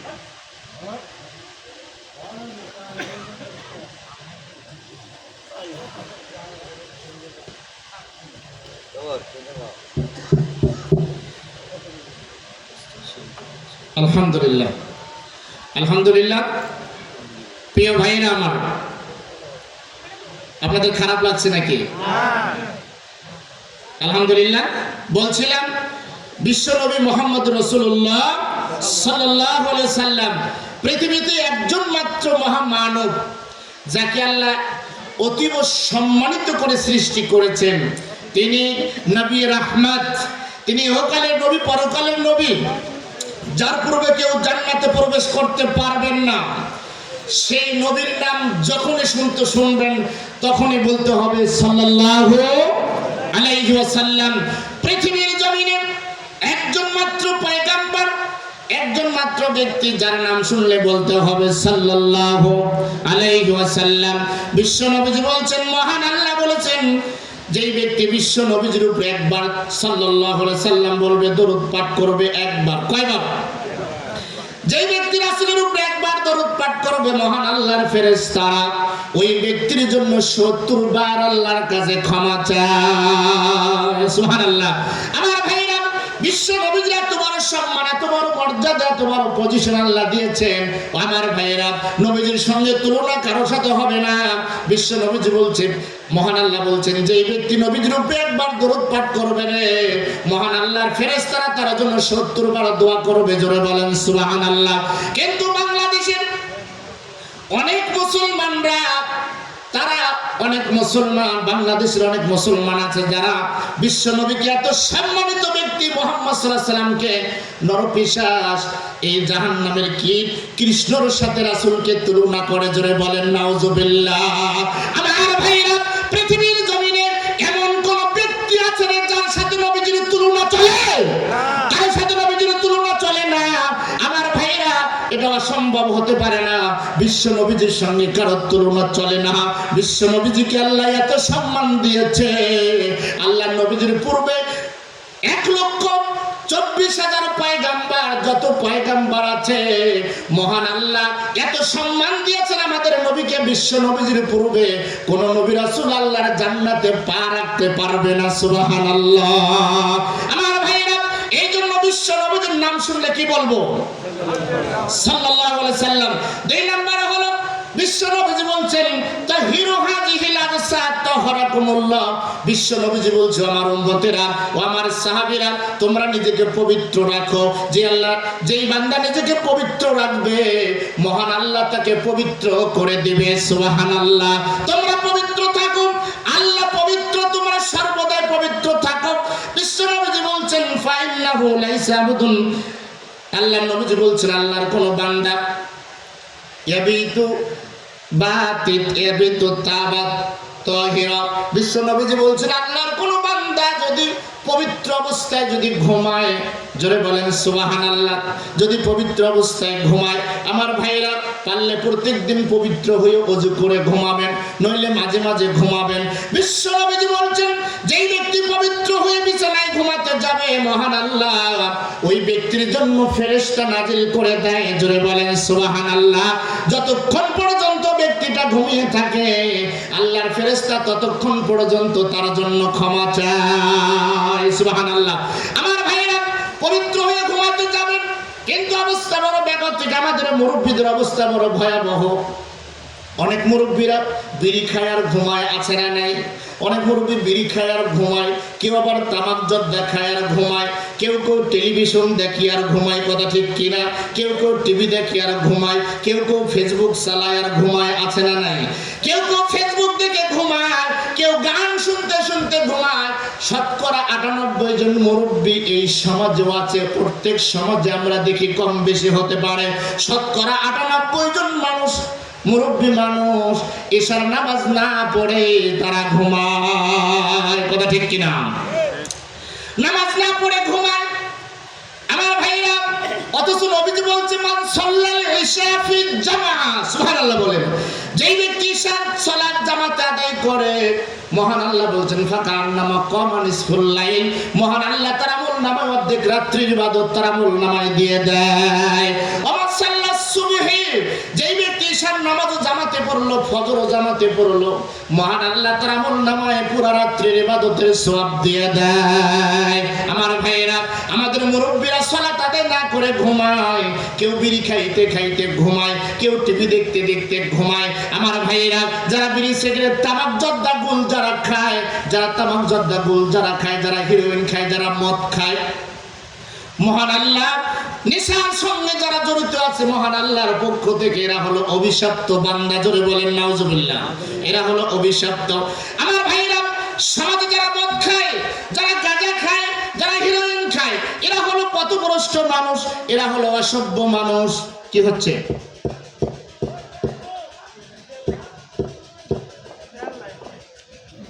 সুবহানাল্লাহ। অসুস্থ ব্যক্তি যারা ঘরে পড়ে আছে, এই গ্রামের অনেক মুরব্বী ঘরে পড়ে আছে, আছে না নাই? যারা আপনাদের সঙ্গে চলাফেরা করেছে, সমাজে ঘুরেছে, ওই ব্যক্তিটাকে ওর ভেতরে কত যে দুঃখ, কত আবেগ, এই ব্যক্তির যদি পার করে সমাজটা ঘুরে বেড়াতে, এই ব্যক্তিটা হৃদয় শান্ত হয়ে যেত, কথা ঠিক কিনা? এত আশা তার ভেতরে। বিশ্ব নবী বলেছে, কারণ আছে না না,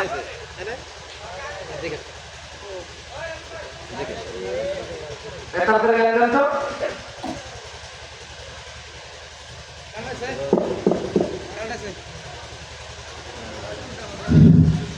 আলহামদুলিল্লাহ। বিশ্ব নবীজি বলেছেন, আল্লাহর কোন বান্দা অসুস্থ মানুষকে যদি দেখার জন্য ঘর থেকে বাহির হয়ে যায়, আমার ভাইয়েরা, অসুস্থ মানুষকে যদি দেখার জন্য কেউ বাহির হয়, এই গ্রামের আব্দুর রহমান দীর্ঘদিন ধরে বিছানায় পড়ে আছে। আমার ভাইরা, এই গ্রামের প্রবীণ আলেম, আমার ভাইরা আফম আব্দুল করিম সাহেব দীর্ঘদিন ধরে অসুস্থ হয়ে ঘরে পড়ে আছে, কথা ঠিক কিনা? ইসলামের একজন উন্নত নক্ষত্র, এই হাতীবান্ধা ইউনিয়নের সারা টাঙ্গাইলের মানুষ আসলে আফম আব্দুল করিম সাহেবকে চেনে। ছোটবেলা থেকে তার সঙ্গে আমার সম্পর্ক, আমার পরিচয়। মহান রব্বুল আলামিন, তুমি আব্দুল করিম সাহেবকে তুমি সুস্থ করে দাও। জোরে বলেন আমিন। আল্লাহ তুমি তাকে হায়াতে বারাকা দান করো, ইহকাল পরকাল তুমি তার মঙ্গলময় করে দাও মাবুদ। তিনি দীর্ঘদিন ইলমের খেদমত করেছে, আল্লাহ জীবনে কোনো আমল যদি কবুল না করো, আব্দুল করিম সাহেব তার সন্তানকে যোগ্য আলেম বানিয়েছে। আল্লাহ সন্তানকে সাদাকায়ে জারিয়া করেছে, সন্তান ওসিলা করে, সন্তান ইলম শিক্ষা দিয়েছে ওসিলা করে। আব্দুল করিম সাহেবকে তুমি মাফ করে দাও। জোরে বলেন আমিন। আমার ভাইরা, এটা হলো কিয়ামতের আলামত। বিশ্ব নবীজি বলছে, মহান আল্লাহ ইসলামকে পৃথিবী থেকে বিদায় করে দিবেন। ওয়ালাকি ইয়াকবিজুল কবজাবি কবজিল উলামা, আল্লাহ নবীজি বলছে, ইসলাম দুনিয়া থেকে বিদায় হয়ে যাবে। কোরআন হাদিস বিদায় করার ব্যাপারে ইসলাম বিলুপ্তি হবে না, তবে যোগ্য যোগ্য আলেমদের মরণের কারণে ইসলামটা অনেকটাই বিলুপ্তি হয়ে যাবে। জোরে বলেন সুবহানাল্লাহ। আমার ভাইরা, বিশ্ব নবীজি বলেছেন, আল্লাহ আর কোন বান্দা অসুস্থ মানুষকে দেখার জন্য যদি ঘর থেকে বাহির হয়, ভালো করে শুনুন মুরব্বী বাবাজিরা, ভালো করে শুনুন। আপনার কত বন্ধু বাড়িতে ঘরে পড়ে আছে, তার সঙ্গে সারা জীবন আপনি চলেছেন, 4-5 বছর ঘরে পড়ে আছে, আপনি তাকে দেখার জন্য একদিনও গেলেন না। আপনি জানেন না কত বড় এটা ইবাদত। বিশ্ব নবীজি বলছেন, আল্লাহর কোন বান্দা অসুস্থ ব্যক্তিকে দেখার জন্য যদি ঘর থেকে বাহির হয়, বিশ্ব নবীজি বলছেন সকালবেলা কেউ যদি বাহির হয়, মহান আল্লাহর ফেরেশতারা 70,000 ফেরেশতা এই ব্যক্তির জন্য সন্ধ্যা পর্যন্ত ক্ষমা চায়। বিশ্ব নবীজি বলছেন, আল্লাহর কোন বান্দা অসুস্থ বান্দাকে দেখার জন্য যদি সন্ধ্যাবেলা ঘর থেকে বাহির হয়, মহান আল্লাহর ফেরেশতারা সকাল পর্যন্ত 70,000 ফেরেশতা আপনার জন্য দোয়া করবে। সুবহানাল্লাহ, সুবহানাল্লাহ। আপনার জন্য দোয়া করবে 70,000 ফেরেশতা।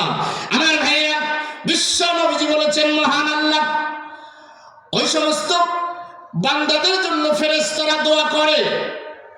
আল্লাহর নবীজি বলছেন মহান আল্লাহর ফেরেশতারা তাদের জন্য দোয়া করে ওই সমস্ত বান্দাদের জন্য যারা নামাজের মধ্যে যখন দাঁড়ায় তখন কাতার সোজা করে তারা নামাজে দাঁড়িয়ে যায়। সুবহানাল্লাহ। বিশ্ব নবীজি বলছেন ইন্নাল্লাহা ওয়া মালাইকাতাহু ইউসাল্লুনা আলাস সুফুফি। বিশ্ব নবীজি বলছেন মহান আল্লাহ বলেছেন, মহান আল্লাহর ফেরেশতারা এবং মহান আল্লাহ তাদের মঙ্গল, তাদের উপরে শান্তি প্রেরণ করেন। ফেরেশতারা তাদের জন্য দোয়া করে যারা নামাজের কাতারে, যারা পায়ে পা মিলিয়ে যারা দাঁড়ায়। জোরে বলেন সুবহানাল্লাহ। আমার ভাইরা, বিশ্ব নবীজি বলছেন মান সাদ্দা ফুরজাতান ফিস সাফি রাফাআল্লাহু বিহা দারাজা ওয়া বানালাহু লাহু বাইতান ফিল জান্নাহ। সুবহানাল্লাহ। বিশ্ব নবীজি বলছেন যেই ব্যক্তি সালাতের মধ্যে পায়ে পা মিলিয়ে দাঁড়াবে, পায়ে পা মিলিয়ে দাঁড়াবে, মহান আল্লাহর নবীজি বলেছেন মহান আল্লাহ তার সম্মান বাড়িয়ে দেবে। সুবহানাল্লাহ বলেন। মহান আল্লাহ তার সম্মান বাড়াবে এবং বুনিয়া লাহু বাইতান ফিল জান্নাহ, তার জন্য জান্নাতের বালাখানা তৈরি করা হবে। আমার ভাইরা, বিশ্ব নবীজি আন-নুমান ইবনে বাশির রাদিয়াল্লাহু তাআলা আনহু থেকে হাদিসটা বর্ণিত, বিশ্ব নবীজির জীবনে এমন কোন নামাজ বা সালাত যায় নাই, বিশ্ব নবীজির জীবনে যে নামাজ শুরু করার আগে বিশ্ব নবীজি পিছন দিকে মুসল্লিদের দিকে ফিরে না তাকাইতেন। আল্লাহর নবীজি মুসল্লিদের দিকে ফিরিয়ে বিশ্ব নবীজি বলছেন আকিমু সুফুফাকুম সালাসা। সুবহানাল্লাহ। বিশ্ব নবীজি 3 বার বলতেন প্রত্যেক রাকাতে বিশ্ব নবীজি বলছেন 3 বার করে বলছেন তোমরা কাতার সোজা করো, কাতার সোজা করো, কাতার সোজা করো। ওয়াল্লাহি বিশ্ব নবীজি বলছেন আল্লাহর কসম লা তুকিমুন্না সুফুফাকুম আও লা ইখালিফান্নাল্লাহু বাইনা কুলুবিকুম। মহান আল্লাহর নবীজি বলছেন তোমরা কাতার সোজা করো, আমি আল্লাহর কসম করে বলছি তোমরা যদি কাতারগুলো সোজা করো, মহান আল্লাহ তোমাদের অন্তরগুলোকে তাওহীদের জন্য, ইসলামের জন্য এক করে দেবে। সুবহানাল্লাহ বলেন। তোমরা কাতার যদি সোজা করো, আল্লাহ তোমাদের অন্তরগুলোকে এক বানিয়ে দিবে। আর যদি তোমরা কাতারে বিভক্ত হয়ে দাঁড়াও, আল্লাহ রাব্বুল আলামিন তোমাদের অন্তরগুলোকেও ভাগ ভাগ করে দিবে। জোরে বলেন নাউজুবিল্লাহ। আমার ভাইরা, পৃথিবীর জমিনে একদল নামাজি আছে যাদের কোনো দল নাই, যাদের কোনো মাযহাব নাই, যাদের কোনো ইমাম নাই, একজন মাত্র ইমাম মুহাম্মদ রাসূলুল্লাহ সাল্লাল্লাহু আলাইহি সাল্লাম। আল্লাহর নবীজির হাদিস দেখেন কিভাবে বাস্তব হয়েছে। আল্লাহর নবীজি বলছে তোমরা যদি কাতারে না মিলাও, তোমাদের অন্তরগুলোকে আল্লাহ বিভক্ত করে দিবেন। হাজারো নামাজিকে যদি প্রশ্ন করেন ভাই আপনি কোন তরিকার লোক, ওই নামাজি বলবে আমি কাদরিয়া, আরেকজন বলবে চিশতিয়া, আরেকজন বলবে মুরজিয়া। কথা ঠিক কিনা? এক একজন এক এক তরিকার কথা বলবে। বিশ্ব নবীজি বলছেন তোমরা বিভক্ত হয়ে কাতারে দাঁড়াইও না। আমার ভাইরা, আল্লাহর নবীজি বলেছেন পায়ে পা মিলাতে হবে, আর হুজুর বলছে মিলা যাবে না। আপনি কাকে মানবেন বলেন তো? আল্লাহর নবীকে। আল্লাহর নবীজি বলেছেন পায়ে পা মিলালে জান্নাতে বালাখানা তৈরি করা হবে, শুধু পা মিলাইলে জান্নাতে বালাখানা। হুজুর বলছে পায়ের সাথে পা মিলাইলে এটা বেয়াদবি হয়ে যায়। জোরে বলেন নাউজুবিল্লাহ। আমি হলাম বড় মাওলানা, দাওয়াত পেলে বেজায় খুশি, হালাল হারাম মানি না, আমি হলাম বড় মাওলানা। কথা ঠিক কিনা? কোরআন হাদিস বহু জানি, কিছু মানি আর কিছু না মানি। কথা ঠিক কিনা? কোরআন হাদিস বহু জানি, কিছু মানি আর কিছু না মানি। জাল হাদিস আর বেদাত দিয়ে চলে হুজুরের কারখানা, আমি আমি হলাম বড় মৌলানা। 1400 পরশে ফেকা, তালাক পেলেই পড়ায় নেকা। কথা ঠিক কিনা? আমার ভাইরা, পায়ে পা মিলিয়ে দাঁড়াতে হবে, সুন্দর করে সালাত কাতার সোজা করে দাঁড়াতে হবে। ও আমার মায়েরা, আম্মা জানেরা, আপনাদেরকে বলে যাই, আপনারাও যখন জামাতে সালাত আদায় করবেন পায়ে পা মিলে দাঁড়াতে হবে, সুন্দর করে দাঁড়াতে হবে। আমার ভাইরা, আমরা আল্লাহর ইবাদত করব আল্লাহ এবং আল্লাহর আদেশ এবং রাসূলের সুন্নাহ অনুযায়ী। কথা ঠিক কিনা? আল্লাহর হুকুম এবং রাসূলের সুন্নাহ অনুযায়ী আমরা জীবন অতিক্রম করব, জীবন পরিচালিত করব, তবে তো আমরা পরপার জীবনে আমরা শান্তি পাবো। সম্মানিত ভাইরা আমার বন্ধুগণ, বলছিলাম ফেরেশতারা যাদের জন্য দোয়া করে পরপার জীবনে, দুনিয়ার জমিনে যারা সফল হবে, যারা আল্লাহর বিধান যারা সুন্দরভাবে পালন করবে, পরপার জীবনে তারাই সফলতা অর্জন করবে। আমার ভাইরা, এই সালাত, এই নামাজ মসজিদে এসে আদায় করতে হয়। কথা ঠিক কিনা? এই সালাত কোথায় আদায় করতে হয়? মসজিদে আদায় করতে হয়। আপনারা সুন্দর করে মসজিদ বানিয়েছেন। বিশ্বনবী সাল্লাল্লাহু আলাইহি ওয়াসাল্লাম বলেছেন, আল্লাহর নবীজি বলেছেন, পৃথিবীর সমস্ত মানুষ একদিন আল্লাহ সুবহানাহু ওয়া তাআলার সামনে আমরা সকলে একদিন দাঁড়াবো। কথা ঠিক কিনা? সকলে আমরা একদিন আল্লাহর সামনে দণ্ডায়মান হব, আল্লাহর সামনে আমরা সকলে উপস্থিত হব। ও আমার ভাই, কে আপনাকে ভুলিয়ে রেখেছে সেই দিনের কথা? কে আপনাকে ভুলিয়ে দিল? কে কিভাবে আপনি ভুলে গেলেন? আপনি কিভাবে মরণ ভুলিয়ে গেলেন? এই খুদিয়াজুরি গ্রামে আজ থেকে 100 বছর পূর্বে যে আমাদের মুরব্বীরা ছিল, তারা কিন্তু আজ একজনও বেঁচে নাই। আছে? একজন মানুষও নেই। আজ আমরা যারা আছি এই পৃথিবীর জমিনে 100 বছর ব্যবধানে আমরা কেউ থাকবো না এই পৃথিবীতে। কথা ঠিক কিনা? কেউ আমরা থাকবো না। কোথায় গেল মানুষগুলো হারিয়ে?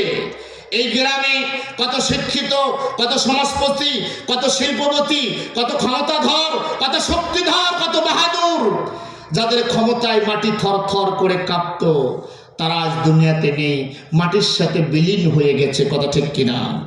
একেবারে বিলীন হয়ে গেছে। কোথায় তারা গেছে? কিভাবে আছে? তা আল্লাহ বলছেন, ইয়া আইয়ুহান নাস, হে পৃথিবীর মানুষ, মা গররাকা বিরব্বিকাল কারীম, কে তোমাদেরকে ভুলিয়ে দিল? সেই রব সম্পর্কে কে তোমাকে ভুলিয়ে দিল? মহান আল্লাহ বলেন, কাইফা তাকফুরুনা বিল্লাহ, ওরে বান্দা, তুমি কিভাবে আল্লাহকে অস্বীকার করো? কিভাবে তুমি অস্বীকার করো? কিভাবে তুমি ভুলিয়ে গেলা? কিভাবে আল্লাহর বিধান থেকে তুমি দূরে অবস্থান করছো? বান্দা, ওয়া কুনতুম আমওয়াতান, তুমি ছিলে নিষ্প্রাণ, তোমার কোনো অস্তিত্বই ছিল না। জোরে বলেন কথা ঠিক কিনা? আমার ভাইরা, মহান আল্লাহ কত যুক্তি দিয়ে, উদাহরণ দিয়ে আল্লাহ বোঝাচ্ছে, বান্দারে তোমার কোনো অস্তিত্ব ছিল না। আব্দুল করিম ভাই, আজ থেকে 50 বছর যদি আপনার বয়স হয়, 50 বছর পূর্বে আপনার কোনো অস্তিত্ব ছিল না। আপনি কোথায় ছিলেন আমরা কেউ জানি না। কথা ঠিক কিনা? আপনার বয়স যদি 60 বছর হয়, 60 বছর পূর্বে আপনি কোথায় ছিলেন কেউ বলতে পারবে? আপনি জানেন 60 বছর পূর্বে কি হয়েছে? আপনি জানেন না। আপনার বয়স যদি 70 হয়, 70-এর পূর্বে আপনি কিছুই জানেন না। তা আল্লাহ বলছে, স্মরণ করে দিচ্ছে, বান্দারে কেমন করে তুমি আমাকে ভুলে যাও? কেমন করে ভুলে গেছো বান্দা? তুমি ছিলে নিষ্প্রাণ, তোমার কোনো অস্তিত্ব ছিল না। ফাহিয়াকুম, আমি তোমাকে জীবিত করেছি, আমি তোমাকে জীবন দিয়েছি, আমি তোমাকে সুন্দর করে বানিয়েছি। সুবহানাল্লাহ। ও বান্দা, তুমি দুনিয়ার জমিনে তাকিয়ে দেখো বান্দা, অনেক মানুষের মুখ আছে কিন্তু কথা বলতে পারে না, অনেক মানুষের হাত আছে কিন্তু নাড়াইতে পারে না, অনেক মানুষের কান আছে কিন্তু শুনতে পারে না, অনেক মানুষের পা আছে কিন্তু নাড়াইতে পারে না। আল্লাহ বলছে, বান্দারে আমি আল্লাহ দয়া করে মায়া করে তোমাকে সুন্দর করে বানিয়েছি। জোরে বলেন সুবহানাল্লাহ। ফাহিয়াকুম, আমি তোমাকে জীবন দিয়েছি, সুম্মা ইউমীতুকুম, অতঃপর আমি আল্লাহ তোমাকে আবার মরণ দেব। কে মরণ দিবে? আল্লাহ মরণ দিবেন। যত সময় মরণ হবে। কিন্তু অসভ্য কতগুলো নরপিশাচ আছে, ফকিরেরা আছে, তারা বলে ওরা মরণ নাকি ফিরায়। কথা ঠিক কিনা? ওরা নাকি মরণকে ফিরায়। এত বীর বাহাদুর তুমি, তোমার চাপায় কত জোর আছে? কবরে যাও বেটা, ফেরেশতারা তোমার এক লাথিতে তোমার চাপা চুরমার করে দিবে। আল্লাহ নবীজি বলেছেন, ফেরেশতা একটা লাথি দিলে 70 হাত মাটির নিচে চলে যাবে। আল্লাহু আকবার। তুমি এইরকম কথা বলো? কবরে যা দেখো এটা, বেজার হলেন আপনারা? আল্লাহ বলেন ফাহিয়াকুম, আমি তোমাকে জীবন দিয়েছি, সুম্মা ইউমিতুকুম, আবার আমি তোমাকে মরণ দেব, সুম্মা ইলাইহি তুরজাউন। আল্লাহ বলছে বান্দারে অবশ্যই তোমাদেরকে আমার কাছে হাজির হতে হবে। আমার ভাইরা, দুনিয়ার জমিনে আপনি যা ইচ্ছা আপনি তাই করতে পারছেন, আপনার যা ইচ্ছা আপনি তাই করেন। যদি মনে করেন সালাত আদায় করবো তাই, আর যদি মনে করেন সালাত পড়বো না তাই, যদি মনে করেন অমুকের সাথে কথা বলবো না তাই, যদি বলেন আজ থেকে গরুর গোশত খাবো না তাই হবে। কিন্তু যদি মনে করেন যে আজ থেকে মুখ দিয়ে কথা বলবো না কান দিয়ে বলবো, তা কি হবে? তা কি করা যাবে? কেউ যদি মনে করেন আজ থেকে পাও দিয়ে আমি হাঁটবো না হাত দিয়ে হাঁটবো, পারবেন? পারা যাবে না। কেউ যদি মনে করো চোখ দিয়ে দেখবো না, নাক দিয়ে দেখবো, মুখ দিয়ে খাবো না, অন্য কিছু দিয়ে খাবো, সম্ভব হবে নাকি? আমার ভাইরা, যেহেতু এটা সম্ভব হবে না, কেউ যদি মনে করে সারা জীবন বেঁচেই থাকবো, মারা যাব না, তা কি হবে? আমার ভাইরা, তাই মহান আল্লাহ বলছে বান্দা সকলকে আমার কাছে উপস্থিত হতে হবে। ও আমার ভাইরা, কিয়ামতের মাঠে আমরা সমস্ত মানুষ একত্রিত হব, আমরা রবের সামনে দাঁড়িয়ে যাব। ও আমার ভাইরা, কিয়ামতের মাঠে আমরা সকল মানুষ একত্রিত হয়ে যাব। আল্লাহ নবীজি বলছেন ইহশারুন নাস ইয়াউমাল কিয়ামাতি হুফাতান উরাতান গুরলান। আল্লাহ নবীজি বলছেন কিয়ামতের মাঠে সমস্ত মানুষগুলো একত্রিত হবে, সমস্ত মানুষ আল্লাহর সামনে দাঁড়িয়ে যাবে। পৃথিবীর জমিনে কোনো সীমারেখা থাকবে না, কোনো সীমারেখা থাকবে না, কোনো তারা কাটার বেড়া থাকবে না, কোনো সাগর মহাসাগর থাকবে না। পৃথিবীর জমিনটা একেবারে সমতল হয়ে যাবে। বিশ্ব নবীজি বলেন সেই দিন মানুষগুলো আল্লাহর সামনে হাজির হয়ে যাবে। কারো শরীরে কাপড় থাকবে না, কারো পায়ে জুতা স্যান্ডেল থাকবে না, সকলে উলঙ্গ হবে। সমস্ত মানুষগুলো খালি পায়ে আল্লাহর দরবারে দাঁড়াবে। আল্লাহু আকবার। আমার ভাইরা, অবস্থা কত জটিল হবে, অবস্থা কত কঠিন হয়ে যাবে, পরিস্থিতি কত জটিল হয়ে যাবে, মনে মনে একটু ভেবে দেখেন তো। পৃথিবীর সমস্ত মানুষ, যত মানুষ এসেছিল, যত মানুষ আছে, যত মানুষ আসবে, সমস্ত মানুষকে আল্লাহ এক জায়গায় একটা প্ল্যাটফর্মে হাজির করবে। আমরা সকলেই হাজির হব, সকলেই উলঙ্গ হবে, সকলেই খালি পায়ে থাকবে, সকলেই খাতনাবিহীন হবে, নারী পুরুষ সকলেই উলঙ্গ হবে। অবস্থা কত জটিল হবে, অবস্থা কত কঠিন হবে, কথা ঠিক কিনা? আমার ভাইরা, কিভাবে বোঝাবো বন্ধুরে, কিভাবে বুঝালে আপনি বুঝবেন? কার কথা শুনলে আপনার হেদায়েত হবে, কার কথা শুনলে আপনি বুঝবেন? আমাদের খেলা আসে না। রব্বুল আলামিন দোয়া করে আল্লাহ এই জাতির জন্য, যাদের কথা শুনলে এই জাতি হেদায়েত পাবে, আল্লাহ আল্লাহ ওই সমস্ত দিনের দায়ীদেরকে তুমি বাংলার জমিনে পাঠিয়ে দাও। জোরে বলেন আমিন। আমার ভাইরা, কিভাবে বোঝাবো? বিশ্ব নবীজি ভয়াবহ অবস্থার কথা বর্ণনা করলেন। আম্মাজান আয়েশা 9 বছরের আম্মাজান আয়েশা, সর্বকনিষ্ঠ স্ত্রী আম্মাজান আয়েশা, বিশ্ব নবীজির কথা শুনে আম্মাজান আয়েশা লজ্জাবতী নারী, স্বল্প বয়স্কা নারী আম্মাজান আয়েশা বিশ্ব নবীকে কত কণ্ঠে জিজ্ঞাসা করলো, ইয়া রাসূলুল্লাহ আর রিজালু ওয়ান নিসাউ জামিয়া ইয়ানজুরু বাযুহুম ইলা বায। আল্লাহর নবীর স্ত্রী আম্মাজান আয়েশা নবীকে বলল, গো প্রাণের স্বামী, ওগো বিশ্ব নবী মুহাম্মদ সাল্লাল্লাহু আলাইহি ওয়াসাল্লাম। আম্মাজান আয়েশা বলছে, নবী গো, সমস্ত নারী পুরুষ হাসরের মাঠে একত্রিত হবে, সকলেই উলঙ্গ হবে, কারো শরীরে কোনো কাপড় থাকবে না, সমস্ত মানুষ একত্রিত হবে। নবী গো, সেই দিন মানুষ কি একজনের দিকে আরেকজন তাকাইলে মানুষের কি লজ্জা লাগবে না? আল্লাহু আকবার। আল্লাহ নবী গো, মানুষের কি সেদিন লজ্জা হবে না? আমার ভাইরা, বিশ্ব নবীজি আম্মাজান আয়েশার কথা শুনে কিং কর্তব্য বিমূঢ় হয়ে গেলেন। আল্লাহর নবীজি বলছে, আয়েশা রে, ওরে আয়েশা, তুমি যা বলেছো যথার্থ বলেছো, তবে অবস্থা বড় ব্যাগতিক হবে, অবস্থা এত জটিল হবে, অবস্থা এত কঠিন হবে রে আয়েশা, অবস্থা এত জটিল হয়ে যাবে রে আয়েশা। আল্লাহ আমরু আসাদ্দু আইয়ানজুরা বাযুহুম ইলা বায।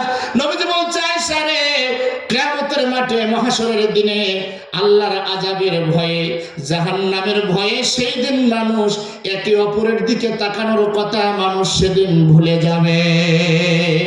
আল্লাহু আকবার। আমার ভাইরা, নবীজি বলছে, আয়েশা রে, সেদিন সকলেই সকলকে ভুলে যাবে, কেউ কারো কথা স্মরণ রাখবে না। ভাই তার ভাইকে ভুলে যাবে, বন্ধু তার বন্ধুকে ভুলে যাবে, মা তার সন্তানকে ভুলে যাবে।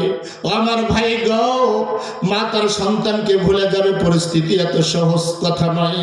পৃথিবীর কোনো মায়ের চাবে না তার সন্তান আগুনে পড়ে যাক, সন্তান এখনই মারা যাক, বিপদে পড়ে যাক, কোনো মা চাবে না, কথা ঠিক কিনা? আমার ভাইয়ের অবস্থা কত জটিল। মা তার সন্তানকে রেখে চলে যাবে, নবীরা তার উম্মতকে পরিচয় দেবে না, উম্মত ছেড়ে চলে যাবে, পীর সাহেবরা তার মুরিদদেরকে ছেড়ে চলে যাবে, কথা ঠিক কিনা? আল্লাহ নবীজি বলছে, আয়েশা রে, অবস্থা এত জটিল হবে, অবস্থা এত কঠিন হয়ে যাবে রে আয়েশা। সেই দিন মানুষ নিজেরকে নিয়ে ব্যস্ত থাকবে, কেউ কারো পরিচয় দেবে না, সকলে নিজের জীবন নিয়ে ব্যস্ত হয়ে যাবে হাসরের ময়দানে। সুবহানাল্লাহ। কি করিলাম দুনিয়াতে আসিয়া, চিন্তা করে দেখো রে মন বসিয়া, কত গুনাহ করেছি মাবুদ জীবনে, ক্ষমা করে দাও গো মাবুদ নিজে গুনে, ক্ষমা করে দাও গো মাবুদ নিজে গুনে। জোরে বলেন আমিন। আমার ভাইরা, বিশ্বনবী সাল্লাল্লাহু আলাইহি ওয়াসাল্লাম আম্মা জান আয়েশাকে এমন করে সান্ত্বনা দিলেন, এ কথা শোনার পরে আম্মা জান আয়েশা এত কান্না করতেন, এত কান্না করতেন। আমার ভাইয়েরা ও আমার বন্ধুরা, সেই দিন মহান মুসিবতের দিনে, ময়দানে মহাশরের দিনে বিশ্বনবী সাল্লাল্লাহু আলাইহি ওয়াসাল্লাম বলেছেন, মহান আল্লাহ সর্বপ্রথম বান্দাদের কাছ থেকে যেই হিসাবটা দিয়ে, যেই আমল দিয়ে বিচার শুরু করবেন, সেই আমলটার নাম যে নামাজ। সুবহানাল্লাহ। নামাজের হিসাব দিয়ে বিচার কার্য শুরু করা হবে। আমার ভাইরা, অন্য কোন আমল দিয়ে আল্লাহ বিচার শুরু করবে না, হজ দিয়ে বিচার শুরু হবে না, যাকাত দিয়ে শুরু হবে না, সিয়াম দিয়ে শুরু হবে না, সর্বপ্রথম নামাজের হিসাব শুরু হবে, কথা ঠিক কিনা? আমার ভাইরা, নবীজি বলছে, ফাইন সালুহা সালুহা লাহু সাইরু আমালি। ও দুনিয়ার বান্দারা, ও দুনিয়ার মানুষ, মুসলিম ভাইরা শুনে রাখুন, বিশ্ব নবীজি বলছেন, মহান আল্লাহ বলছেন, ফাইন সালুহাত সালুহা লাহু সাইরু আমালি, যার নামাজটা ভালো হবে, মহান আল্লাহ তার সব আমলগুলো কবুল করে নেবে। সুবহানাল্লাহ। যার নামাজ ভালো হবে না, যার নামাজ ভালো হবে না, তার কোনো আমল আল্লাহর দরবারে কবুল হবে না। জোরে বলেন নাউজুবিল্লাহ। যার নামাজ ভালো হবে না, তার কোনো আমল আল্লাহর দরবারে কবুল হবে না। আমার ভাইরা, যে হাজী সাহেব হজ করে নামাজ পড়ে না, তার হজটা বাতিল হয়েছে। যেই মানুষটা কুরবানি দেয়, নামাজ পড়ে না, তার কুরবানি বাতিল। যেই ব্যক্তি যাকাত দেয় কিন্তু সালাত আদায় করে না, তার যাকাত বাতিল। আমার ভাইরা, পৃথিবীর সমস্ত আমল আপনার আল্লাহর দরবারে সম্পাদিত হবে, কবুল হবে। সালাতের মাধ্যমে সমস্ত আমল আল্লাহর দরবারে কবুল হবে, কথা ঠিক কিনা? আমার ভাইরা,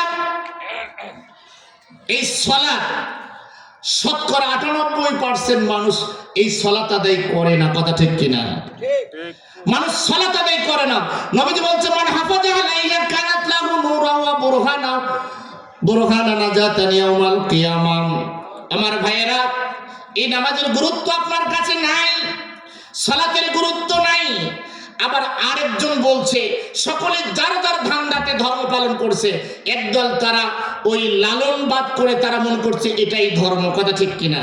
আরেক দল তারা পীর মুরিদি করে মনে করছে এটাই ধর্ম, আরেক দল মসজিদে মসজিদে ঘুরছে আর বলছে এটাই ধর্ম।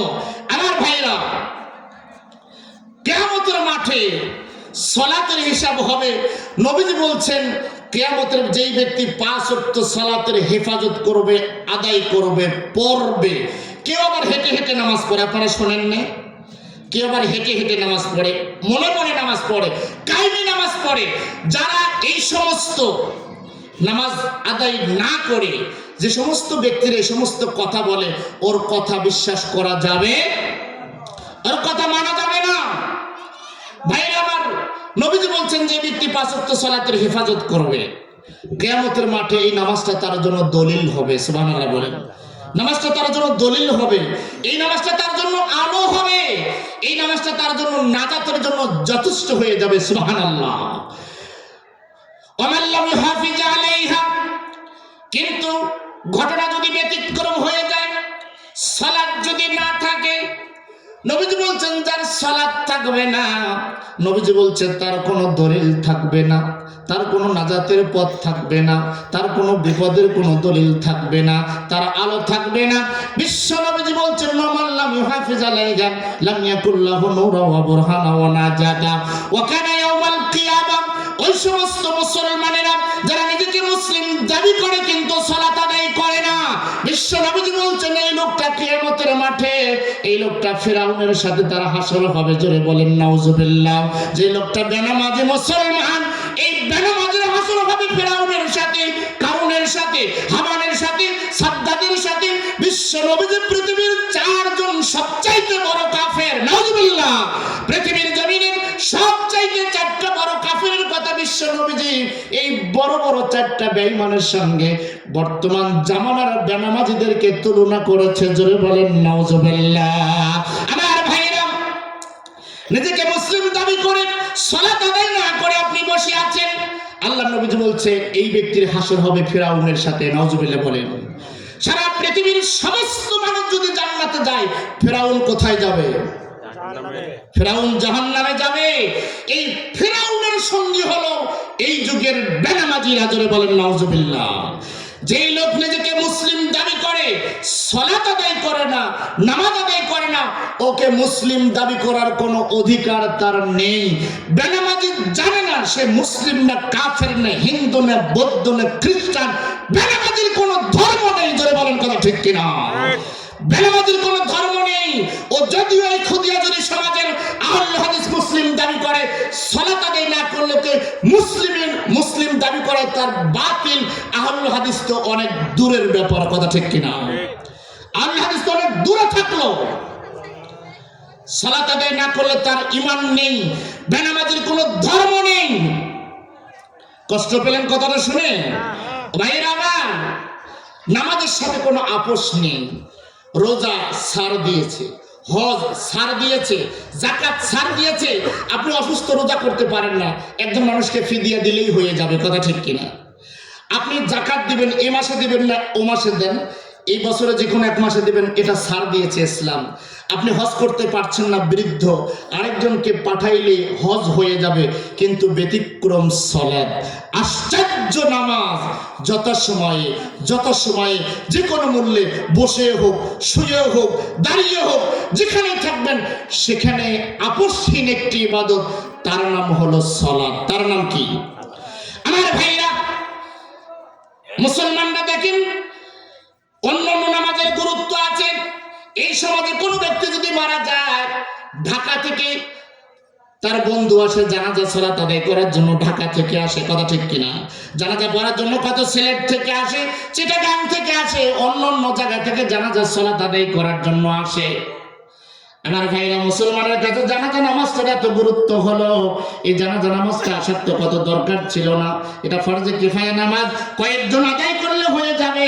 যেই জানাজা পড়ার জন্য ঢাকা থেকে আসে, চট্টগ্রাম থেকে আসে, সিলেট থেকে আসে, এই ব্যক্তির কাছে জানাজা নামাজের এত গুরুত্ব হলো তার কাছে, যার কারণে সে ঢাকা থেকে আসতেছে, সিলেট থেকে আসে।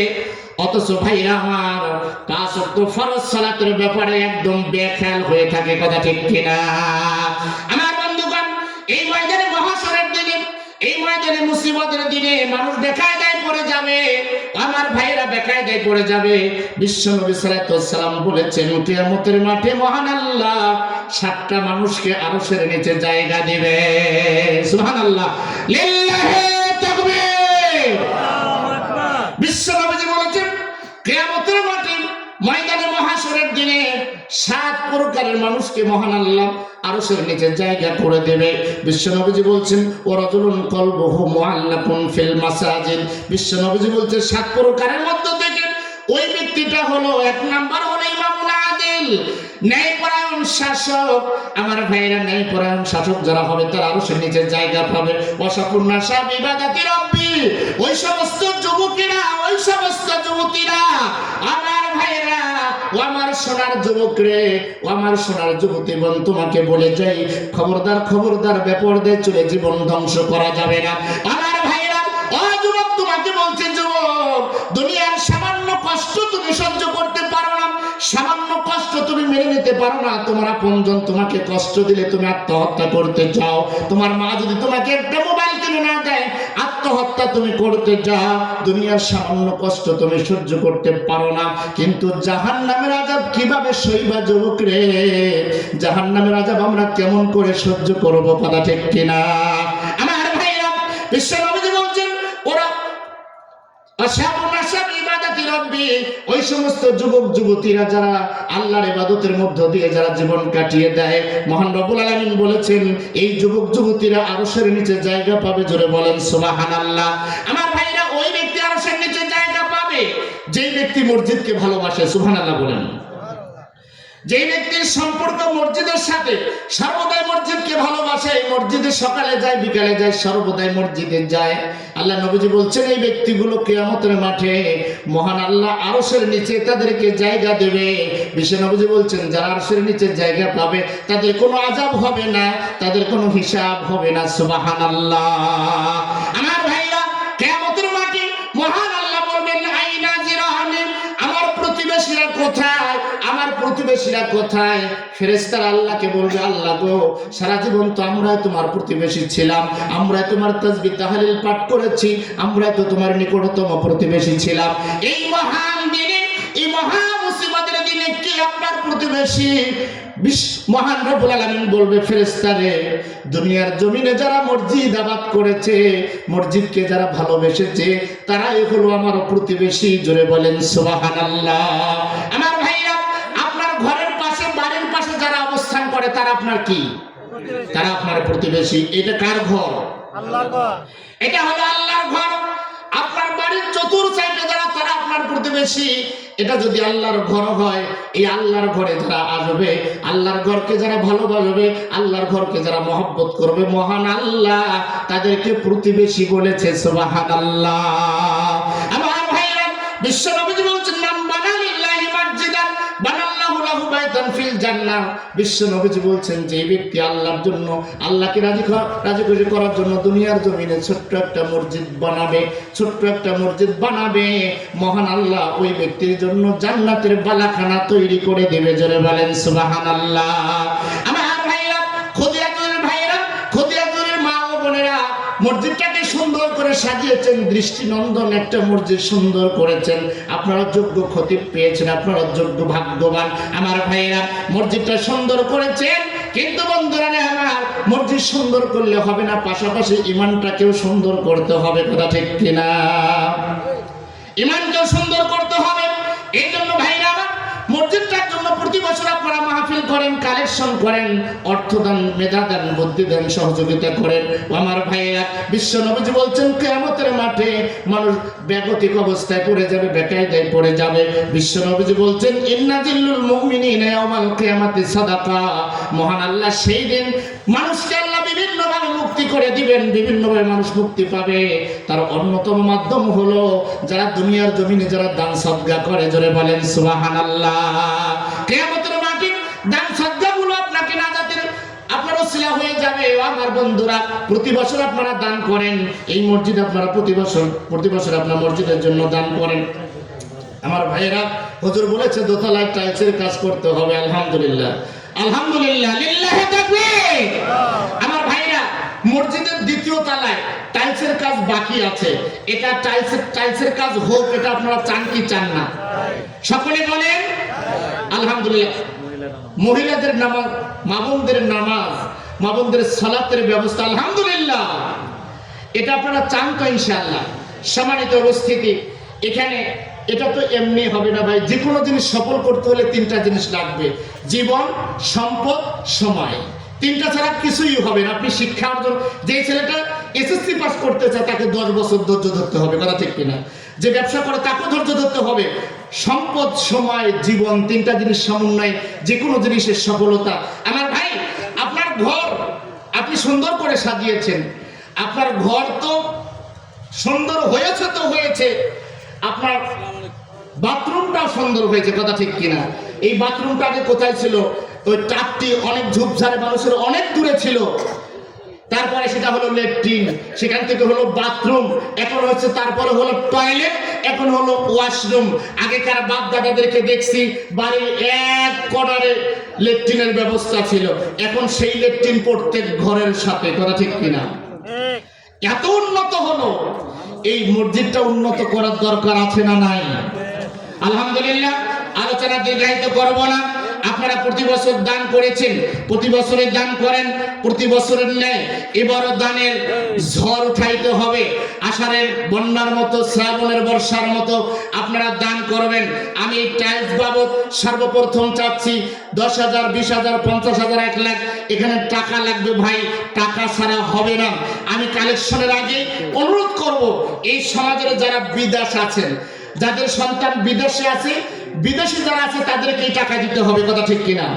গ্রামে যারা সংসারী করে, যারা ক্ষেত খামার করে, এখন সংসারে যারা ক্ষেত খামারি কাজ করে, এই বছর পরে ফসল কাটার পরে হয় সমান সমান অথবা ঘাটতি থাকে অনেক সময়। কথা ঠিক কিনা?